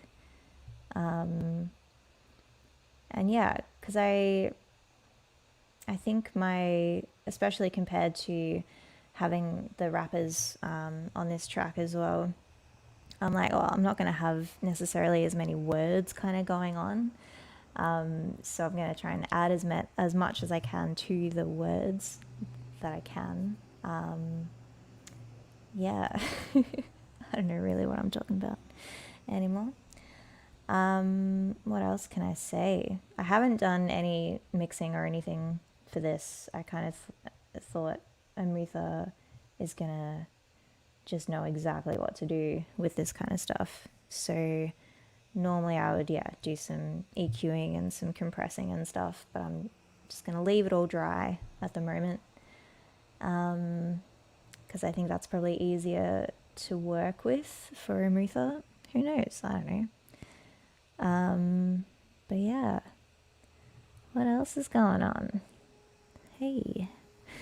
That's awesome. Kelsey, that was so cool. And just getting to see that process. So, whether it's the looping and then being able to just layer in on top of what you're hearing. And I like that process of discovery. I think it's really cool to hear someone go, I don't know that I'm going to sing this note, then this note, then this note. Like George has actually said it best. Always yes to random oohs. Yes. Right? You put them in and you say, this feels right. This doesn't feel right. Take this in, take that out. Because I think what's super exciting about the age we live in now, it's digital. If you don't like a take, you just hit one button and it disappears and you do it again. Or you record in loop and you get like 40 of them. And if you're very studious and diligent like Wrath is, and you go and listen to all 40 of them and go, this one's 2% better and I like it more. Yep. So it's staying, which I think is an incredible process. What else have we got? I think you like this idea. What do you think of Shotgun's comment here? Oh, yes. Oh my gosh. Definitely. I think that yeah, you were talking about recently, like that first Vibe Union kind of weekend at your place, and that was the first time that I met Amutha as well. We did a little track together, and it was kind of like, cool. I don't really know what I'm doing yet, but I'm just going la la la la la, and we made something, and it was really cool and super exciting. Oh yeah. And yeah, it's just such an awesome environment to be in when you're around people who are just like, yeah, let's just do it. Let's just say yes and do it. Say So yes good. and do it. Absolutely. So it's been amazing, like all these events that we've been having. Can you run us through, just while we're sort of still in the process, would love to know about Dusty Sessions from you, because I know that that's kind of your brainchild along with Georgia. Tell us a little bit Yes. about how that came about and what people can expect when inevitably we go back to having some real in the flesh Dusty Sessions. Oh my gosh. I'm so excited for Dusty Sessions. So yeah, obviously massive mention to Georgia, who has just done so much work for this as well. Because obviously Vibe Union is kind of a bit more predominantly like hip hop based, but as we kind of continue to grow, we were like, we need to get, a bit more of kind of everything going on. Being like a folk sort of background myself, I was like, yeah, I'd love to see some more like folk, like solo, maybe instrumental kind of nights even. And then, yeah, me and Georgia started talking about those kind of events happening, and Georgia got in touch with Bar 303 where we had our first Dusty Sessions. And she sorted everything out and was like, yeah, we've got a gig. Now we just need a lineup. And so we got ourselves, well, me and Georgia were on there, of course. But we had Nathan Abbey and Yon from the Plots band. And it was just a really cool night. Lots of like bluesy, folky, soul, kind of jazzy vibes. Yeah, it brought a real different kind of flavor to the community, I guess. And yeah, it was super exciting. The second one that we did actually a live stream with, who did we have? Libby Ingalls, Max Bittersnitch, and oh no, who else was on there? The name of the other artist. Oh, and Cryptical, obviously. Aaron Grace. Oh my goodness. Again, yeah, just some incredible like solo artists doing their thing, and it was a really, really beautiful night, and super excited for the next one. Hopefully we can have our live in-person performances back for that one, because it's going to be really, really nice. So excited for live events. And yeah, the Dusty Sessions was such a terrific way to kick off, getting out into new genres. So thanks for bringing that to the fore. And it was such a nice vibe. You had the fairy lights up and everything all interspersed into things. And it was hot off the heels of your EP release, right? You've actually got an EP out of your own original folk music. That is correct, yes. Yeah, I kind of had a lot of time, obviously, last year during lockdown, and a lot of just encouraging people around me at the time as well. So I was like, yeah, all right, I'll record an EP, why not? And Hell so yeah. I had a lot of help from Rye as well in teaching me how to record and how to mix a little bit. Like, he ended up mixing the final product, but I was like, I'm going to have a go anyway. Hell yeah. Which was really, really fun. And then, yeah, I was like, you know what, I could do a gig for it, I suppose. And that was, yeah, another huge, like, step for me in organizing my own EP launch. But, yeah, could not have done it without this incredible community surrounding me. The support is just incredible. It's ridiculous. Constantly inspired by all you guys. It's just nonstop, and it's been amazing. It's been such a ride. For anyone and I know everyone in the chat is curious who hasn't heard it yet, and those of us who have will always go back and listen again. Hit up the comments just below Under the Vibe Union one, there's a Spotify link to Kelsey's EP, Through the Rift. Every stream obviously supports Kelsey getting, further and further in a music career, and is further motivation for, I believe you're working on an album right now. I'm still deciding if it's going to be an album or if it's going to be 2 EPs. But but at the moment, I have recorded a whole bunch of songs. I've sent off some demos to a couple of different people. I hope they don't mind me mentioning, but my sister Billy, I'm really hoping to get some keys played on one of the tracks. Nick Rowan, who was in the chat earlier, might be doing some harp guitar for me. Oh, yes. So it's gonna be pretty good, I think. I'm very excited. Amazing. Yeah. Cool. Awesome. And I just wanted to take a quick second to let folks know as well, for people who are interested in supporting Vibe Union, obviously you being here, commenting, dropping in with so much love, sharing this around. The shares have been crazy. People have been posting this stuff to their stories and their videos, and it feels incredible. For the people for whom it makes sense to share and support in another way, there is a tip jar link down below in the comments. Totally aware of the fact that not everyone is in a position to support financially, but if you feel like you do have some money that you want to put towards supporting what we're all about here, that's, it helps to get rid of this logo, for example, and helps to get the word out for all of these incredible artists and the efforts that they're doing. If you're able to pitch in, that would really help all of this go a lot further. But again, of course, the biggest blessing is that you're here. We're all in this together, and we really appreciate it. In the spirit of togetherness, let's actually bring, for the first time since the very start, let's bring some artists in side by side. So now I wanted to bring Sixpence back into the stream, sharing in the love, and check in on how he went with his process. Sixpence, how's it going, man? Oh, can't hear you, my dude. Oh, hang on. I think you just need to hit unmute on StreamYard. How we doing now? Perfect. Yep. Yep, you called it. Yeah, easy. Cool. Yeah, how'd you go? Last time we caught you, you were laying down some ad libs and about to really tear it up. How did you go with all that? Pretty good. Yeah. Yeah. It was. You know how I said I thought it would take a while to get the start. It's pretty good with the start. It was actually the middle bit with the double time flow that took a bit. But I'm happy with how I've got it, and I've recorded my ad libs and my backs. But I'm still happy to walk you through how I decide to do that.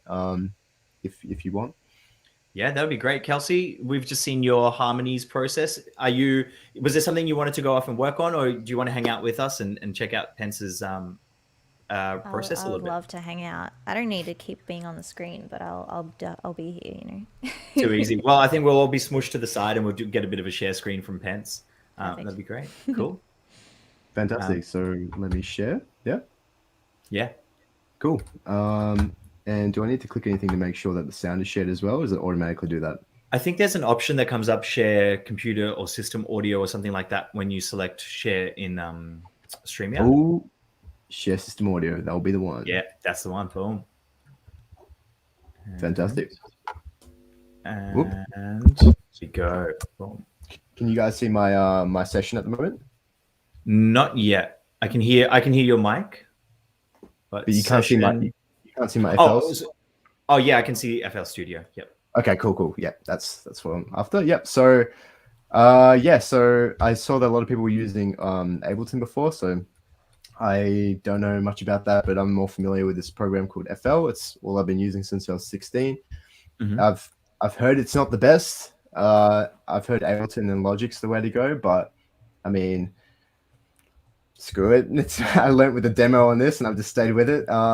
And it's more about how you use it and what it is anyway. But yeah, I think FL is typically used for like house music and stuff. But anyway, I'm rambling. So, wait, should I be exposing my recording right now? Is that all right to do, or is we saving that towards the end or to the end? Man, it's your call. We've heard some acapellas, we've heard some with the backing. I would say people are starting to really get get pretty excited in the comments. I think maybe giving them a taste of the beat with the vocals Yeah. might be really nice. Yeah, Expose it, says Dave Dilly. Expose it. All right. I'll play it.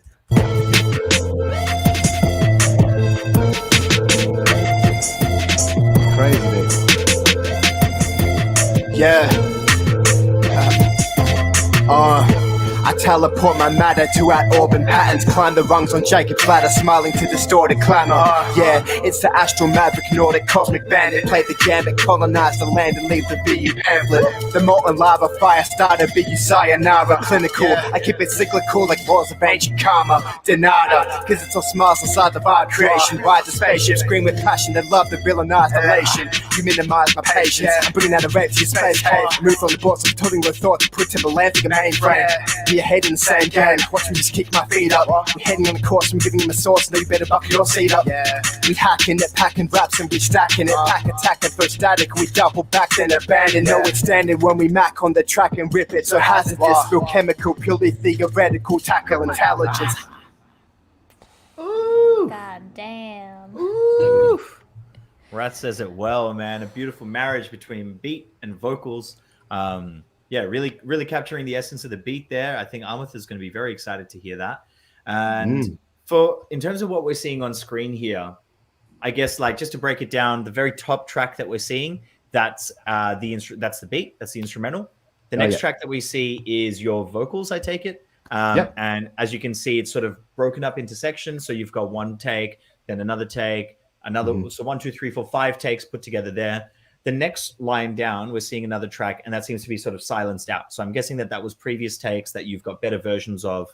Yep. So if I've recorded a take that I don't like, I'm still going to keep it there just so I know how to line it up, because I record vocals in a weird way. I record them into the sampler and then I drag them out to my session. So I have to know how to line them up. I don't record it straight in. Okay.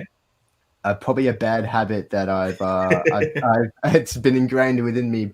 Back in the day, there was like, it used to like come out, just it wouldn't let me do that in general. So that's why I had to do it through the sampler. And now I'm just really weirdly comfortable with it. So yeah. So then there's this music track, and then I've got the backs here, and then I have another back here that I've mixed differently. And I'll tell you about why in a second. And I've also have the ad-libs here. So if you want, I can explain some of the my creative decisions about putting ad-libs on certain places and backing certain words and all that. Yeah, please. Yeah, fantastic. Okay, so I mean, to people who aren't really sure about how backs are when it's pretty much you're saying the word again. So you kind of you're giving it a double layer in the recording, and you typically do that with the rhyming words. So for example, I'll mute the beat and I'll play so you can hear what I'm talking about. I teleport my matter to out orban patterns, climb the rungs on Jacob's ladder, smiling to distorted clamor. Yeah, it's the astral maverick, Nordic cosmic bandit, play the gambit, colonize the land and leave the VU pamphlet. Leave the VU pamphlet, yeah. So the idea of that is just to kind of give it an extra punch.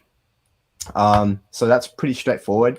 With this bit here, I decided to mix the back of me saying denada differently. I put more delay on it to kind of give it more space, which means it echoes quicker than the rest of the ad-libs. And the reason I did that is because I decided to take a beat break here, and that's up to Amutha decides if she wants to keep that or not. You know, that's it's her vision. But I decided to cut the break out here, and I do that a lot in my songs, obviously to kind of give it more punch. But I think the way that I choose where I do that in a song has to do with I don't know, it's just something about how the vocals will flow, and how if there's another bit that punches in, because you can, in that particular bit, it goes flow, flow, flow, flow, flow, then there's a pause, and then it goes denada, really slowly, but it punches. And so by taking out the beat, it kind of lets that shine, and then the beat comes back in. So I'll play it all so you guys can hear what I'm talking about. Nice to land and leave the VU pamphlet. The molten lava fire starter, VU sayonara, clinical. I keep it cyclical like laws of ancient karma. Denada, cause it's all smiles inside the vibe creation. Ride the spaceship, scream with passion and love the villainized elation. Yeah. Man, Cool. What would happen if we took out more of the beat after denada? Like if we gave it even more of that space to breathe, just as a comparison. So okay, so maybe So just chop out, so after that, in that break, maybe take out another that much out of the beat, for example. maybe that much? Yeah. Yeah, let's have a listen. You minimize my pain. I keep it cyclical like laws of ancient karma. Denada, cause it's all smiles inside the vibe creation by the spaceships. So hopefully, yeah, I was just going to say, hopefully that illustrates that sense of space and just letting just that word hit. Yeah. But yeah, it's such a cool effect. Yeah. Yeah. I mean, is that something you do a lot as well? Emkew? Oh, I love it. I love it. It's just like, I just want people to hear that particular bit, like the lyrics, and it just gives it difference as well, especially because what you're working with so far is, you know, Amutha's come such a long way with the beat production tonight. You're still working with the unmixed kind of loop, so everything is going to sound samey. So to give it that variation, I think is huge. Definitely. And what I'm loving as well about what we're seeing now is it's coming full circle. You were describing the concept of the hype man on stage. So usually when you see, you know, your favorite rapper up on stage, they're rapping every lyric, and the people next to them on the mics are just like hitting those punchline, the last syllables, or that kind of thing in the sentence. And I think this is a really great way to illustrate that. Sorry to cut in, please. No. That's great, man. Definitely, absolutely. And I guess lastly, the thing I was just going to comment on was the ad libs, and that's just pretty much saying, yeah, yo, word. Like it's, you know, it's still kind of hyping yourself up. That's typically used. I use that to fill in space. For example, there's a really good point here. Okay, you can see there's quite a big break here. So let's mute the beat. On the boards, like a toting with thoughts, we put Timberland think a mainframe. We ahead in the same game. So to kind of fill in that gap, I've decided to put in like just me saying yeah, which is an ad lib. I do a lot because it's really simple, and it fills in the gap. And I've actually you can visually see here that I've actually drawn out the word when I say yeah. I'm like yeah because I let it breathe and I let it actually fill in the full gap. While some ad libs are a lot shorter. Like for example, also playing it solo ad libs is really embarrassing, but we're just gonna go for it. Yeah. What? See what I mean? So yeah, but like when it comes all together, sounds a lot more fuller. You know? Yeah, I'm bringing out a rave to your space cave. Amutha on the boards like a toting with thoughts. We put Timberland think a mainframe. We ahead in the same game. Watch me just kick my feet up. We heading on the course. I'm giving him a sword. So now you better buckle your seat up. Yeah, we hacking it. Same thing. Let it breathe at the end there. Yeah, and also like sometimes I throw a bit of humor in with my ad libs. Like it's just a small example. When I say give him the VU pamphlet, I make kind of like a different sort of like a more comical sort of sound. Colonize the land and leave the VU pamphlet. You know, like I do stuff like that a lot as well. So yeah, so I suppose I just wanted to explain some of those creative decisions with the ad libs. And yeah, amazing.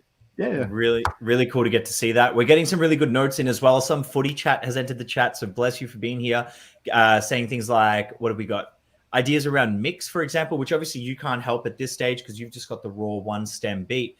But saying things like dropping out the synth completely for the first 16, get that bass and that beat popping. We're getting some really good notes saying like maybe the echoes are taking up too much space. So like things like panning and thinking about the mix. So they're really good notes. Like as a producer, those are things you're obviously thinking about in the mix as well as you're going through. Yeah, definitely. Nice. And in terms of what I've sent to Amutha, I've sent a version of my whole verse together. So verse, backs, ad libs, all mixed. So my suggestion of a mix, but then I've also sent her each individual file unmixed, so she can like tinker with them and mix them to how her beat sounds now, and you know, to her own opinion, because she's running the show on this, and I'm really keen to see what she wants to do with them as well. So yeah, awesome. Just a quick shout out. Some footy chat is Nathan, who has run some pretty wild events at Radio Bar as well. It's actually how we kind of all linked up in the first place. So big shouts out. Thanks for being in the mix and joining in tonight. To Use No Art is another collective doing some great things, generally in the dance and house kind of space, a lot of electronica, really experimental, and a very active Discord. So if you're, especially as a DJ or a producer, trying to get in and find some community, of course, Vibe Union is a home for you. But something a bit more specific, if you're after it, is To Use No Art. So get in amongst the love with some footy chat in the chat right here. A great question from Aurora. Kelsey, you have now heard from Sixpence as well. And actually, before we go into that, I wanted to bring Ruben onto the stream. Maadstork, how we doing, man? Yeah. I think you need to unmute yourself just in StreamYard. Just next to your face there. Yep. There we go. Got me too last time, mate. Gets us all. How's it going, my dude? Yeah, it's good. It's fun. It's fun. Yeah, it's been interesting. Like I said before, I had to like kind of break up those 16th notes and like take out the quarter notes and then put them on that chill bit to give me kind of like the timing and just kind of to get it kind of rolling a little bit more, just so I could kind of do some vocal kind of creations over it, which I've sent through. I would love to share my screen with everyone, but we're trying to. I couldn't quite work that. I couldn't do it, unfortunately. But no, it's been fun. It's been fun. I mean, it's just like for me, writing a 16 and then, and then like laying it down for the first couple of times. Kind of want to go practice it in the kitchen now and like maybe practice on the way to work tomorrow. And maybe do it live a few times and then go, oh yeah, okay, cool, that bit works, that bit doesn't. But I really liked hearing Sixpence's verse and also seeing his process. I've never seen anyone use Fruity Loops before, so that's really interesting to me as well. Cool. It looks like a fun program as well. I don't know what else to say. I'm just waiting for the Amutha to kind of mix it all together and see what she comes up to, really. I sent through an arrangement as well. Just dry vocal take over the beat arranged how I thought it could go. Just a suggestion again. Cool. So I guess that's a really good point. I wanted to touch on that when we were looking at Sixpence's process, talking about dry stems, references, suggestions.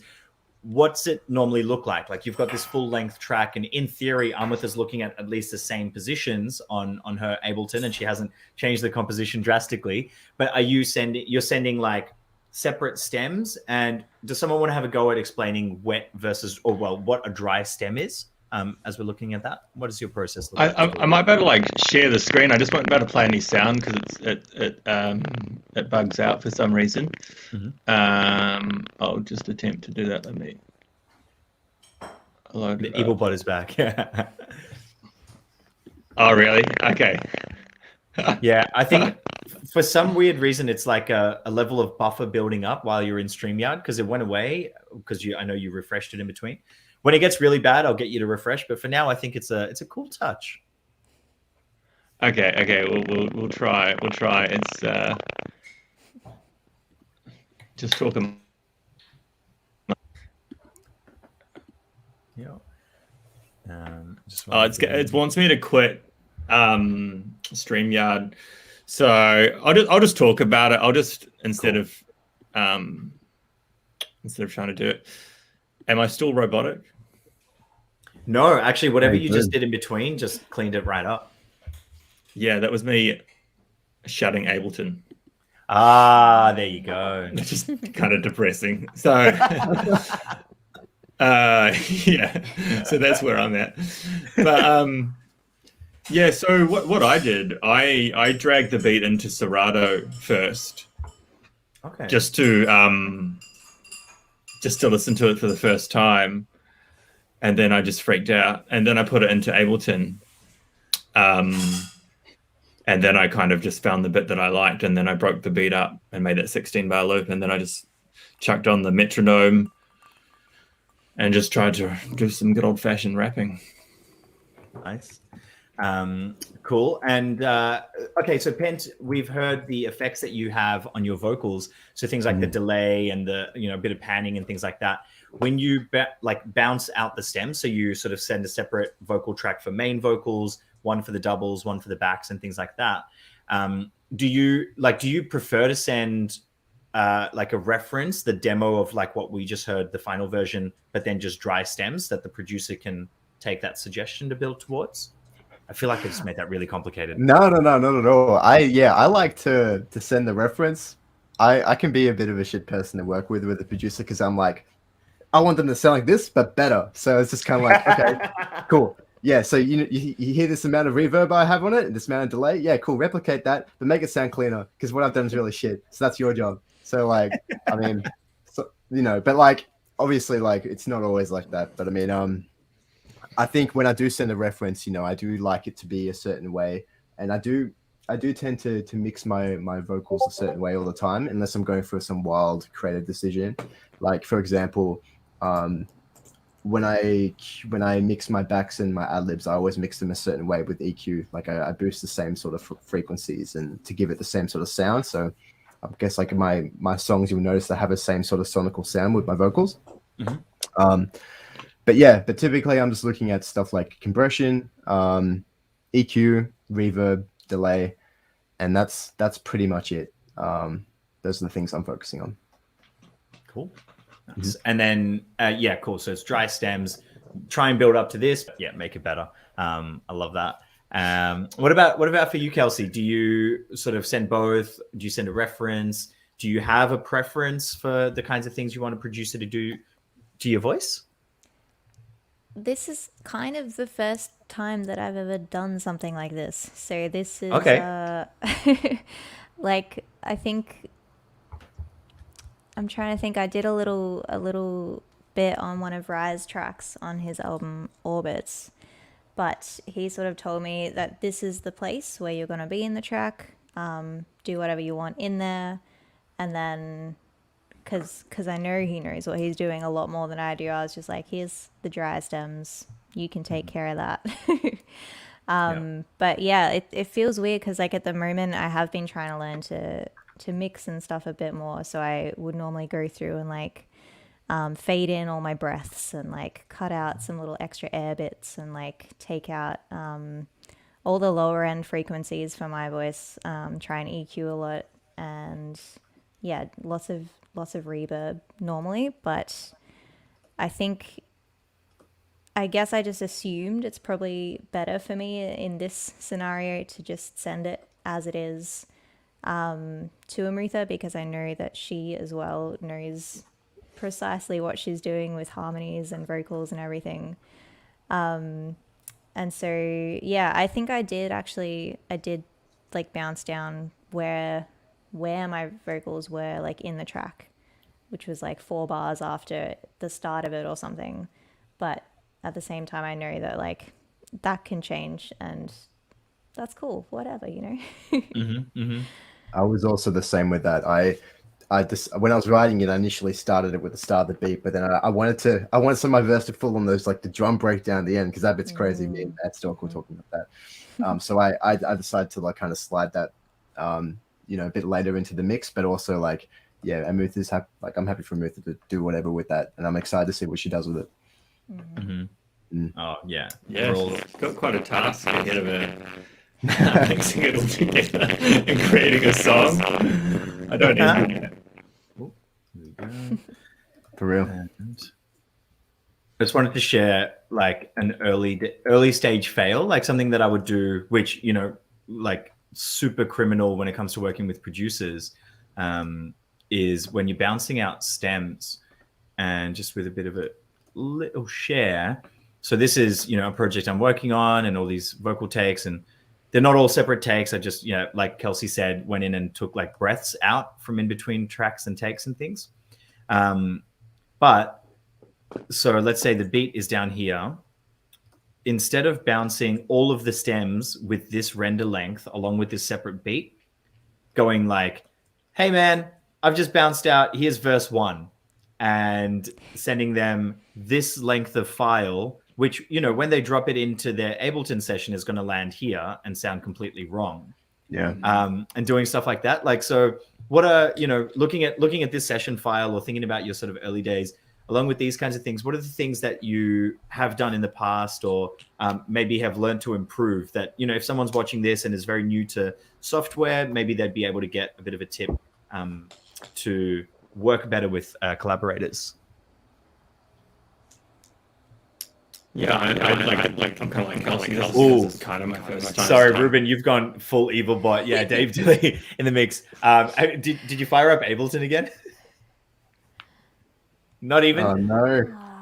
I don't know what's going on. just give us a quick StreamYard exit and re-enter. Sometimes my computer does that if I have an interface plugged in as well. Like it's kind of can cook my thing and my audio distorts even my microphone audio. So I don't know. Yeah, this is just MacBook Air pods. Oh yeah, now that last pod sounded right. Pod. Yeah, there we go. Now you're good. and speaking like Morse code, but pod. I think you're good now.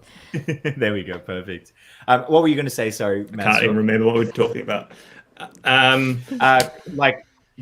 Criminal mistakes that you make early on and how to avoid them. I always set like the project to the tempo of the instrumental. Like that's like the first thing I do, obviously. Just because I don't know, and I think it helps with my writing process as well. I'm like, okay, there's going to be X amount of sounds along this bar because, if it's just like normal timing, I can fit this many kind of sounds in here, and the beats say 80 tempo or 90 or whatever, and that just like that's kind of my starting point. That's the first thing I do. I mean, I just chuck everything into Serato first, like. When I got this beat, I just put it into Serato. So I just had a listen. I was like, cool, that's what the tempo is. And then I chucked the the file into Ableton. And then that's just super basic. Just set the tempo and just start jamming on it. Mm-hmm. Cool. So sometimes you have software that allows you to work out what the tempo is and you make sure that that's set from the start. But in the case that you can't find that easily or like don't have access to that kind of software, what are some other things? Like I know I like to use the tap method into Ableton. Is that like how do you tend to find the tempo? I looked up like how to find the tempo in Ableton a long time ago and how you can do it and you can drag it, but that's like crazy hard. But there's like a bunch of DJ software that's free, like Serato, Mix, and just like virtual DJ, and one of those is going to give you the tempo, and you'll know if it's right or not. You can always you've always got to like move it around a little bit, but yeah, cool. Just again, we're getting a bit of evil robot, but the other part was actually a good comment from Nate saying that you should send references like BPM or key. I've met producers who will include the BPM and the key signature in the file title, for example. And that can be really handy. So you just know what to plug straight into all of the pieces of software. But Pence, were you going to tell us another method for finding the BPM or getting around it? Oh, I was just going to bring up some other rookie areas I used to, find myself in a lot back in the day. But the list seriously goes on. But off the top of my head, I mean, there's that one of the biggest rules in making music is louder is not better. Like, like when you turn up everything, it just sounds better because it's louder. You can hear things more, but it distorts the crap out of it. Don't do that. Other things are like, not EQing, like even not EQing or EQing so incorrectly, like, not taking out any of the low end or like boosting the high end so much to make it sound crispier, but you're like getting so much sibilance on your S's and just like sounding really like metallic and yeah. And also when I used to make beats, my first few years of making beats, I never put bass in. I just didn't have any bass in any of my beats. Like if you listen to a lot of those ones in the Google Drive folder and in my early stuff on SoundCloud, there's never any bass because I didn't understand it. And I wasn't thinking about sonics. I was just trying to, chop samples, and I wasn't thinking about layering in like, plugins of bass, synths, whatever. So yeah, I think that's a lot of them. I mean, but they, these are all things you learn through trial and error and stuff anyway. So yeah, I know. Kelsey, did you have any or? I think the main ones that I sort of thought about, yeah, actually, Dilly, you've just said it, not labeling tracks, just sending a whole bunch of ones that say track 1, track 2, track 3, and like, what am I meant to do with that? I think not being on the receiving end of that maybe makes it harder. Like you guys who are producers, how annoying it is for stuff like that to come through and be like, oh my gosh. Wrath is coming with a big angry label stems. Yeah, very valid. I think that was the first thing that he ever said to me. But also, yeah, the idea of like sending dry stems, I kind of feel like I should do, because I think I might have even sent something once with just like really big compression on there. Not even that big, but then like the person who was mixing it wanted to put their own different compression on there, and I had only sent a track that already had compression or like reverb or something, and then it kind of messed up everything that they were trying to do as well. So like if you do want to have your own effects and things on there, send both. Send one with the effect and like as a reference, and then send the dry stem as well, so that the person who is mixing everything can like recreate that in a sense. Yeah, I don't know. That's my experiences. No, that's great. All right. Well, really good chat. And I think now it's time to announce to everyone that Amutha has ready. We've got a mix.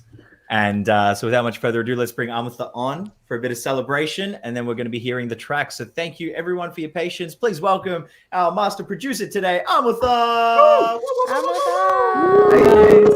Okay. First and foremost, everybody fucking killed it. I'm going to apologize in advance. I actually ran out of time completely. I got really caught up doing other stuff. So, Maadstork, I had to cut you out a bit early, but I cut you out on a really cool line that I think sounds dope. I also dismissed everything you told me, and I've slotted you in somewhere that I feel like you didn't want to go, but I put you there anyway. And yeah, everything kind of came together really nicely. I was really fucking with the vocals. I've been really into like getting vocals going crazy. So the overdrive that we spoke about, great conversation, actually inspired me to add that to Sixpence, gave him this grit that cuts through the mix. I also haven't mixed them in properly. My God, I completely lost track of the time, and I don't know how it's going to sound, honestly, but hopefully you guys get the picture of what I was trying to get at, and, you know, we can fine tune it later. But yeah, so Mash, you should have 2 copies. I sent you an MP3 and a wave on WeTransfer, which has sent. So whichever one works. My camera doesn't want to focus on me anymore because that's how I'm feeling right now. That's the vibe. Let me get into it. Yeah. Amazing. All right, cool. So I have the file. One thing that I'm going to do now is I'm going to mute all of your mics, change my audio so that it just goes raw file straight into stream, and hopefully that works. If it doesn't, quickly just like jump in and tell me that it's not. And we'll go from there. So quick mutage. Oh, cool. Thank you for the pre-mute. And now change this to this. And now change one last thing. So I can hear this. That's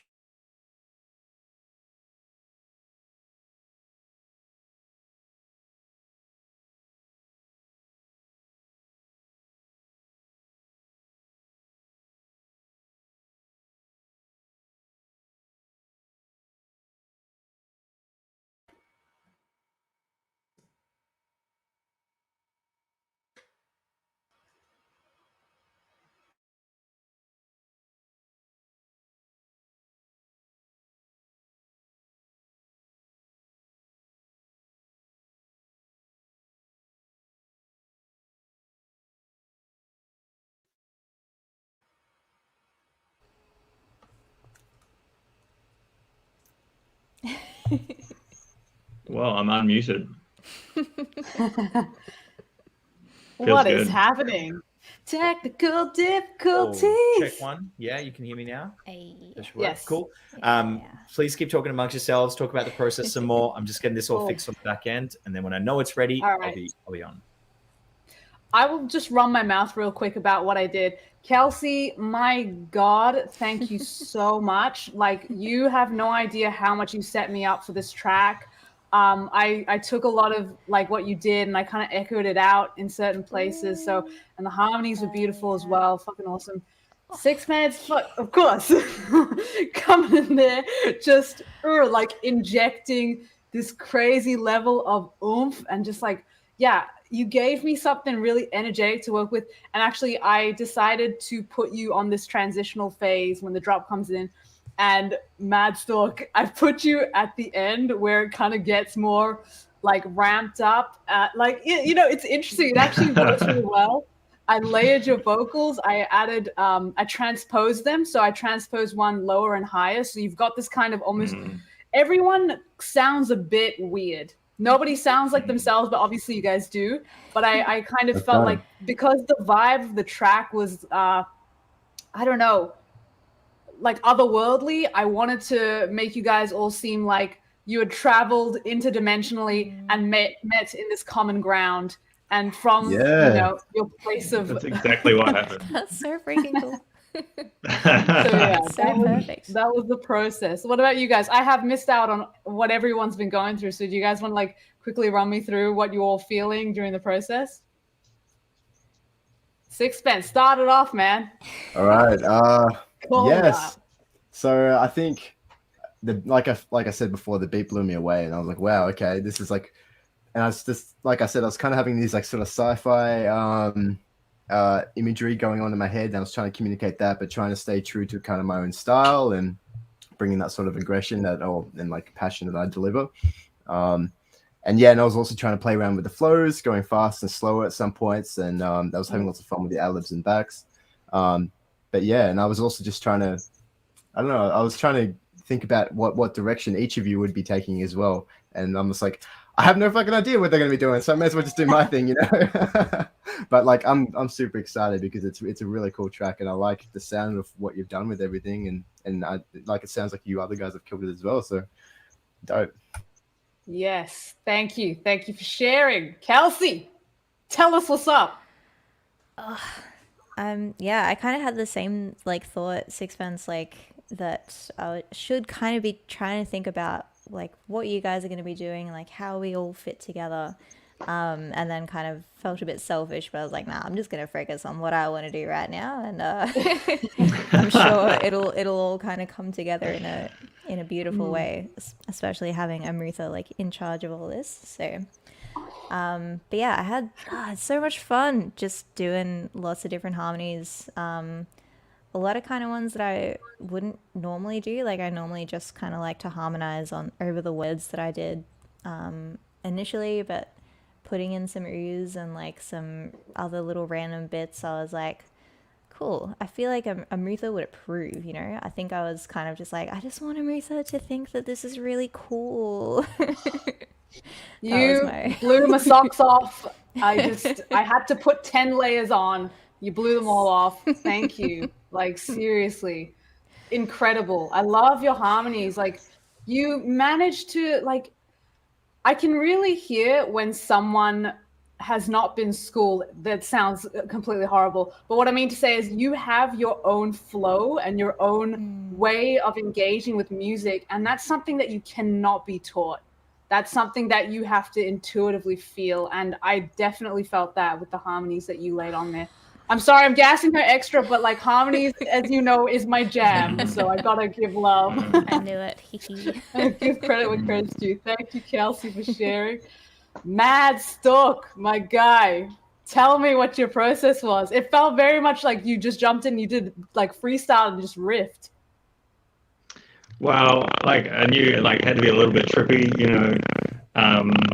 And then I was like, oh, I wonder what everyone else is doing. And then I was like, I'll never know. So I just have to do exactly what I'm going to be doing.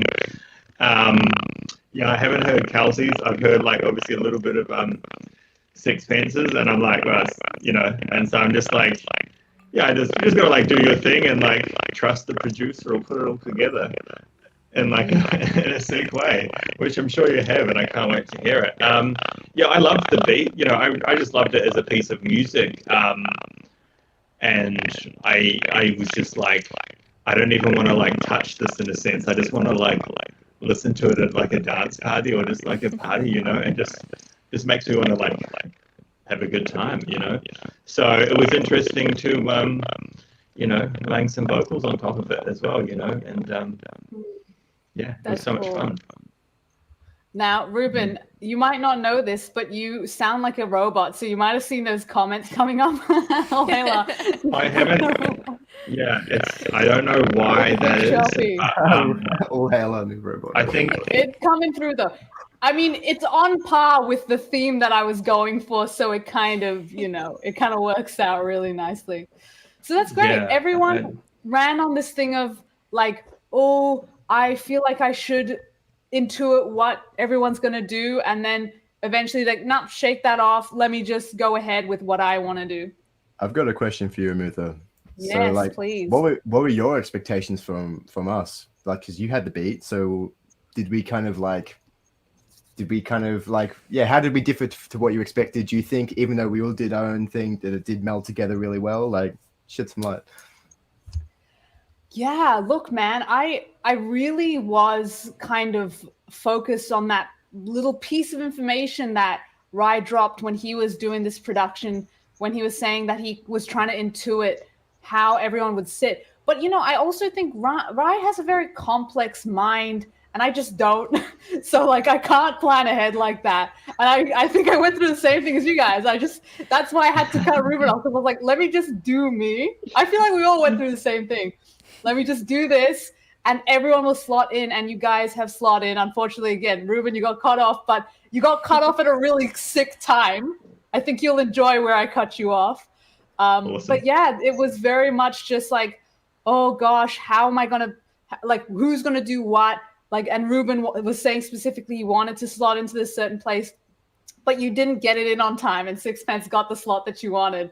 And I fit you into the other half, and I was like, oh, actually, this works like a lot better for what you were doing as well. Because I think with the amount of like, I guess, like energy that was in Sixpence's flow, it actually sounded really nice to have it over a minimal amount of instrumentals. And you came in with kind of a more like boom bappy flow, like you're saying. So you had that mellowness about you, and that worked really well over the instrumentals. So everyone kind of sat exactly where they needed to. And, it's a real testament to like this idea that, and this is something that I kind of executed during my music video. If you just trust in people and know that they know exactly what they're doing, you give them that trust energetically, they will deliver 100%. You just give them the freedom and the trust, and they know within themselves like, hey, this is casual. Let me do me. This person wants me to do me. When they feel that trust, I feel like they embody whatever they need to, and they deliver what they need to. And I feel like we all do that in our own way. So, and we've lost Maadstork. He wasn't too happy about what I was saying. He's like, no, what are you talking about? You should have put me over the chill bit. You cut me off, I'm going to cut off myself off, motherfucker. Yeah, so look, we've got a lot of chatter happening in our private chat about, oh my God, what are we going to do? So like we're still sorting out the music side of things just to update you guys on what's happening. And we're very close. Thanks for your patience. And actually really love that conversation. Super motivational to hear everyone crushing it as my laptop is deciding it just doesn't like playing sounds. Other than motivation brought it back to life, man. Exactly. So here we are. I think Wrath has just got it like on the tip of his tongue kind of thing. So all good. Oh, hang on. We got Ruben's back in the mix as well. And yeah, Wrath's getting the track running. So Maadstork is back in too. Do I sound like a robot? No, you no. Yes. Oh, fantastic. Don't jinx it. Yes. Too good. Such a wild ride. Yeah, talk to me. I'd like to ask you, man, like just, I think this is the second time you've kind of taken the position of host. You've watched the entire project unfold from your perspective, because I guess we've done this a few times now. Can you feel it getting some kind of a form or a structure? What's the feel like compared to the last time you're hosting?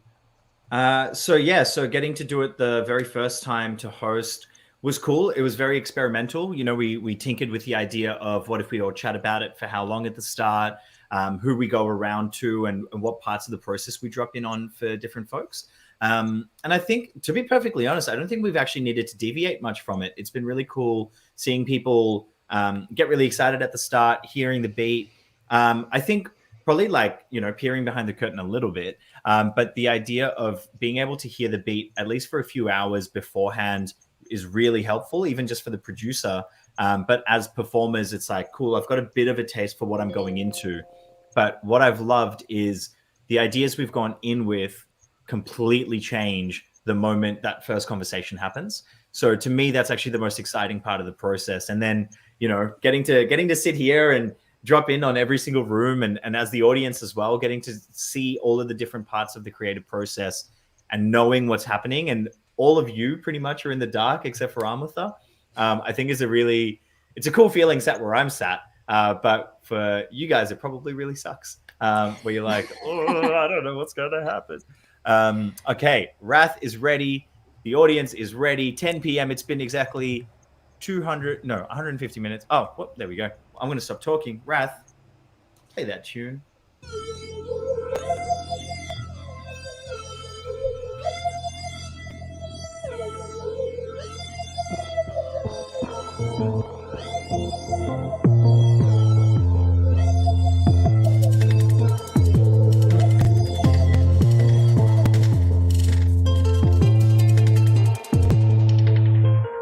Stepping outside of that frame, feeling like you're becoming infinite word game.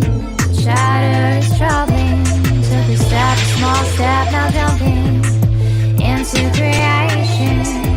This one life, the bar keeps pumping, and now we shine. We can take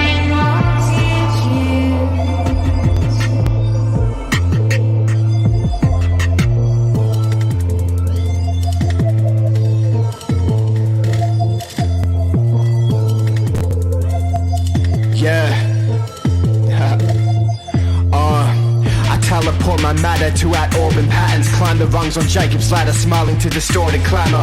Yeah, it's the astral maverick, Nordic cosmic bandits, play the gambit, colonize the land and leave the VU pamphlet. The molten lava fire starter, big you sayonara, clinical. I keep it cyclical like laws of ancient karma.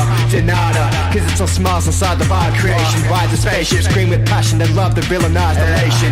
You minimize my patience, I'm bringing out a raid for your space. Hey, I move on the boards like a toting your thoughts and put to the land, think a mainframe. We are heading the same game, watch me just kick my feet up. We're heading on the course, I'm giving him a source, now you better buckle your seat up. We hacking it, packing raps and we stacking it. Pack attack and throw static, we double back then abandon. No it's standing when we mac on the track and rip it. So hazardous, feel chemical, purely theoretical, tackle intelligence.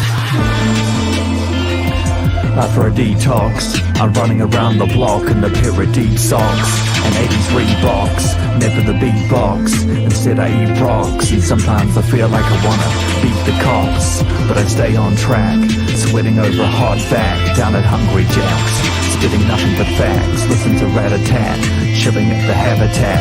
I bought some saddlewags for the friendly battle cat. Paranoia, paragliding through the sewer, fine finger maneuver in the back of an Uber. Paradise is waiting, poltergeists are vaping, patiently waving, fading into a train station. Save your breath.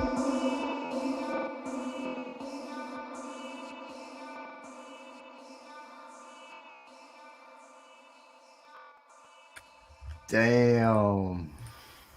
Oh, That's that crazy. end just keeps going. Yeah, that's fresh. That's tail end. incredible. So beautiful. I love it. Oh, you muted. Amutha. Oh, yep. My bad. There we go.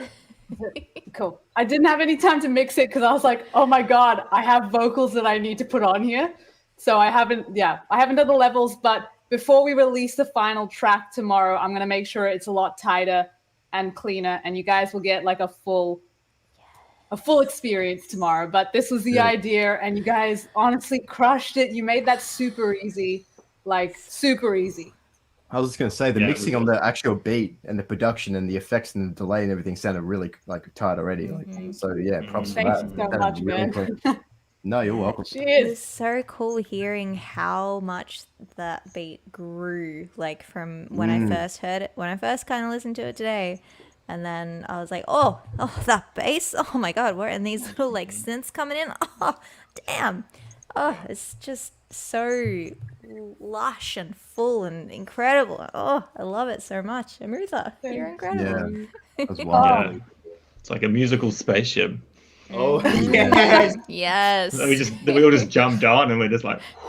So Oh, you guys are incredible. did you layered Kelsey's vocals under like Maadstork's vocals as well, right? And almost like I like almost worked as like a pad, as like a synth, and like it was so atmospheric, and it was mixed really well. Like it actually like gave the track a lot of depth, and sonically like it sounded really dope. So yeah, let's see. Thank you, man. So what I did was I took this... Sorry, what was that? I was actually thinking you should do something like that, which is really interesting that you did it. Great minds. We're all tuned into the same frequency, man. Yeah. What I did with the vocals is I took that "you contain multitudes," just the raw ones, and then I duplicated them twice. And for one, I auto-tuned it to the key, and then I transposed it up 3, and then the other one I transposed it down 3. So it was already layered like that, and then just repeating it at the end. Genius. That's dope. Like perfect. Oh my God. Beautiful words, beautifully sung. Yeah, incredible. Wowzers. This has been amazing. Incredible. And the love has been flowing like a fire hose coming through. Everyone is digging these vibes. There's mad love for Ruben's like hot step and flows. There's like this spoken word quality to it in amongst that beat. And you can meditate on it, especially off the back of Sixpence's like wordplay, like non-stop, fast paced kind of stuff. That relationship is cool. And I don't know what it is. Maybe it's because I was mentally primed. But there's something about your tone as well, Maadstork, where like it actually sounded a bit evil robot. Like there was a real like consistent tone to it. I don't know. Not in the type that we've been getting on the chat the whole night, but like the way it comes in has this quite ominous character. And again, like with the mix, you've just given it these effects. It's wild. It's so cool. Yeah, I really like the overdrive that you put on the vocals as well, like you were talking about. Like that was like like really gritty, Yeah, we can hear it on Maadstork's vocals right now. Yeah, they needed a bit of love. They were pretty mellow, so it's great. They sound really good, actually. No doubt. This is great. Shotgun Kiss saying we are one bot. We are indeed. Yeah. So good. Well, tonight's really been impressive for the production. Mm-hmm. Just amazing. Just loving it. Good vibes all round, all the way through. Tonight's been incredible. Any parting thoughts? Anyone want to share something else before we sort of close things out? I mean, I think one thing that we observed just before when the song wasn't working, what we talked about was just like putting too much focus on what you think you should do rather than what you feel like doing. I think like finding the balance of like, like I want to embody myself, and through embodying myself, I will do what I need for everybody else. I think that's kind of my main takeaway from this. Nice. I think just trusting the producer. I got you, man. I love the sentiment of everyone stepping out of their comfort zone to create something completely unique and like, I don't know, just really challenging, but also like completely artistic in its essence for everyone. Like that's really cool. So it's a sick experience. Yeah, everyone definitely like stayed like true to themselves, even though it still worked with everyone else, which was really, really nice. Like having that little discussion at the start, we were like, cool, yeah, we can do this. We can fit together in whatever way it happens is the way that it was meant to happen. And it's so good. So good. Tonight's been such a treat. Thank you to everyone for participating. We've got Amutha. Make some noise in the chat for Amutha producing tonight. Love you. To my immediate right here, I've got Sixpence, who crushed it with the vocals, rapper extraordinaire. Check him out on Sixpence_Oz on Instagram, but also in between the grooves for that musical crate digging. Down in the bottom, right down there, we've got Maadstork, Ruben, very Brady Bunch. I like that. Shit. It's reversed. So good. What are these ones? Absolutely smashing it. Again, pushing himself outside his comfort zone, defying technological god odds, and still crushing it with that verse. Make some noise in the chats. Loving the claps coming through. Mama Lisa showing the love. And of course, Kelsey Jean kicking off the track in... Pick it direct and mash. Kelsey Jean crushing it in style to kick things off with the excellent vocals, reminding us all that we contain multitudes. For those of you tuned in, you contain multitudes. Thank you for being a part of all of this. VU contains multitudes. Vibration Creation is one of so many events that we run. In the coming week, we have a whole range of awesome, exciting stuff. This Saturday, Vibe Unions are part of Kairos, which is a virtual festival. We'll be hosting the Express Room, which is going to be an open mic celebration of all forms of expression and talent from around the city. You can expect to see some of these faces as part of that lineup as well. And you're just going to come in and have a great time. So details for all of those things are up on our Facebook. In the coming week, tomorrow morning, as I mentioned before, Wrath has his live stream. We'll be producing some beats in the morning. That's at 9 a.m. Breakfast Beats with Wrath on Twitch. So go check him out as well. A lot of these links you'll find down below, or if you hit up Vibe Union's Instagram, we'll just DM you anything that you need to know as well. And tune in next week right here in the same place, same time on Wednesday at 7:30 p.m. for Talking Blue, Vibe Union's open showcase, spoken word and language arts. It's a lot of words to say that if you're into poetry, if you're into spoken word, if you want to come and rap your raps a cappella, that's the place to do it. So come and check that out next week as well. Plenty more events to come. Stay tuned to our YouTube, to our Instagram, to our Facebook page, and now our TikTok. Thank you, Mama Lisa. TikTok. Hey, Wrath, if you're still around, should we listen to the track one more time to play us out? I think that would be a very cool way to close things out for the night. So thank you, everyone. Mwah! My name is Emkew. It's been a delight being your host. On behalf of all of VU, we love all of you.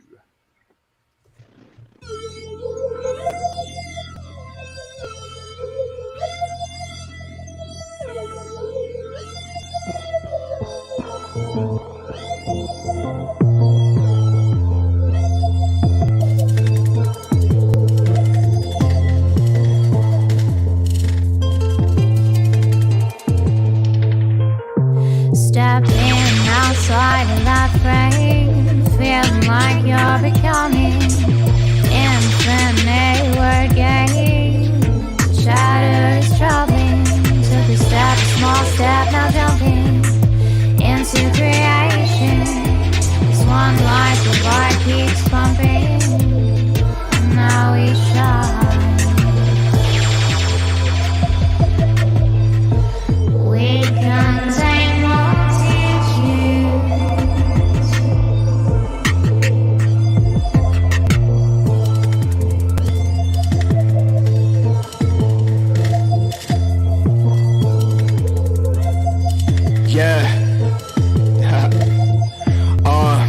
I teleport my matter to out-orbit patterns. Climb the rungs on Jacob's ladder, smiling to distorted clamor. Yeah, it's the astral maverick, Nordic cosmic bandits. Play the gambit, colonize the land and leave the VU pamphlet. The molten lava, fire starter, big you sayonara. Clinical, I keep it cyclical like laws of ancient karma. Denada, cause it's all smiles inside the vibe creation. Ride the spaceship, scream with passion and love to villainize the nation. You minimize my patience, I'm bringing out a raid for your space. I move on the boards like a toting your thoughts and put Timberland to your mainframe. We are heading the same game, watch me just kick my feet up. We're heading on the course, I'm giving him a sword, so now you better buckle your seat up. We hacking it, packing raps and we stacking it. Pack attack and throw static, we double back then abandon. No one's standing when we mac on the track and rip it. So hazardous, feel chemical, purely theoretical, tackle intelligence. For a detox, I'm running around the block in the pair of deep socks and 80s Reeboks, never the beatbox. Instead I eat rocks, and sometimes I feel like I wanna beat the cops, but I stay on track, sweating over a hard fact down at Hungry Jack's, spitting nothing but facts. Listen to rat-a-tat, chilling at the habitat. I brought some saddlewags for the friendly battle cat. Paranoia, paragliding through the sewer, fine finger maneuver in the back of an Uber. Paradise is waiting, poltergeists are vaping, patiently waving, fading into a train station. Save your breath.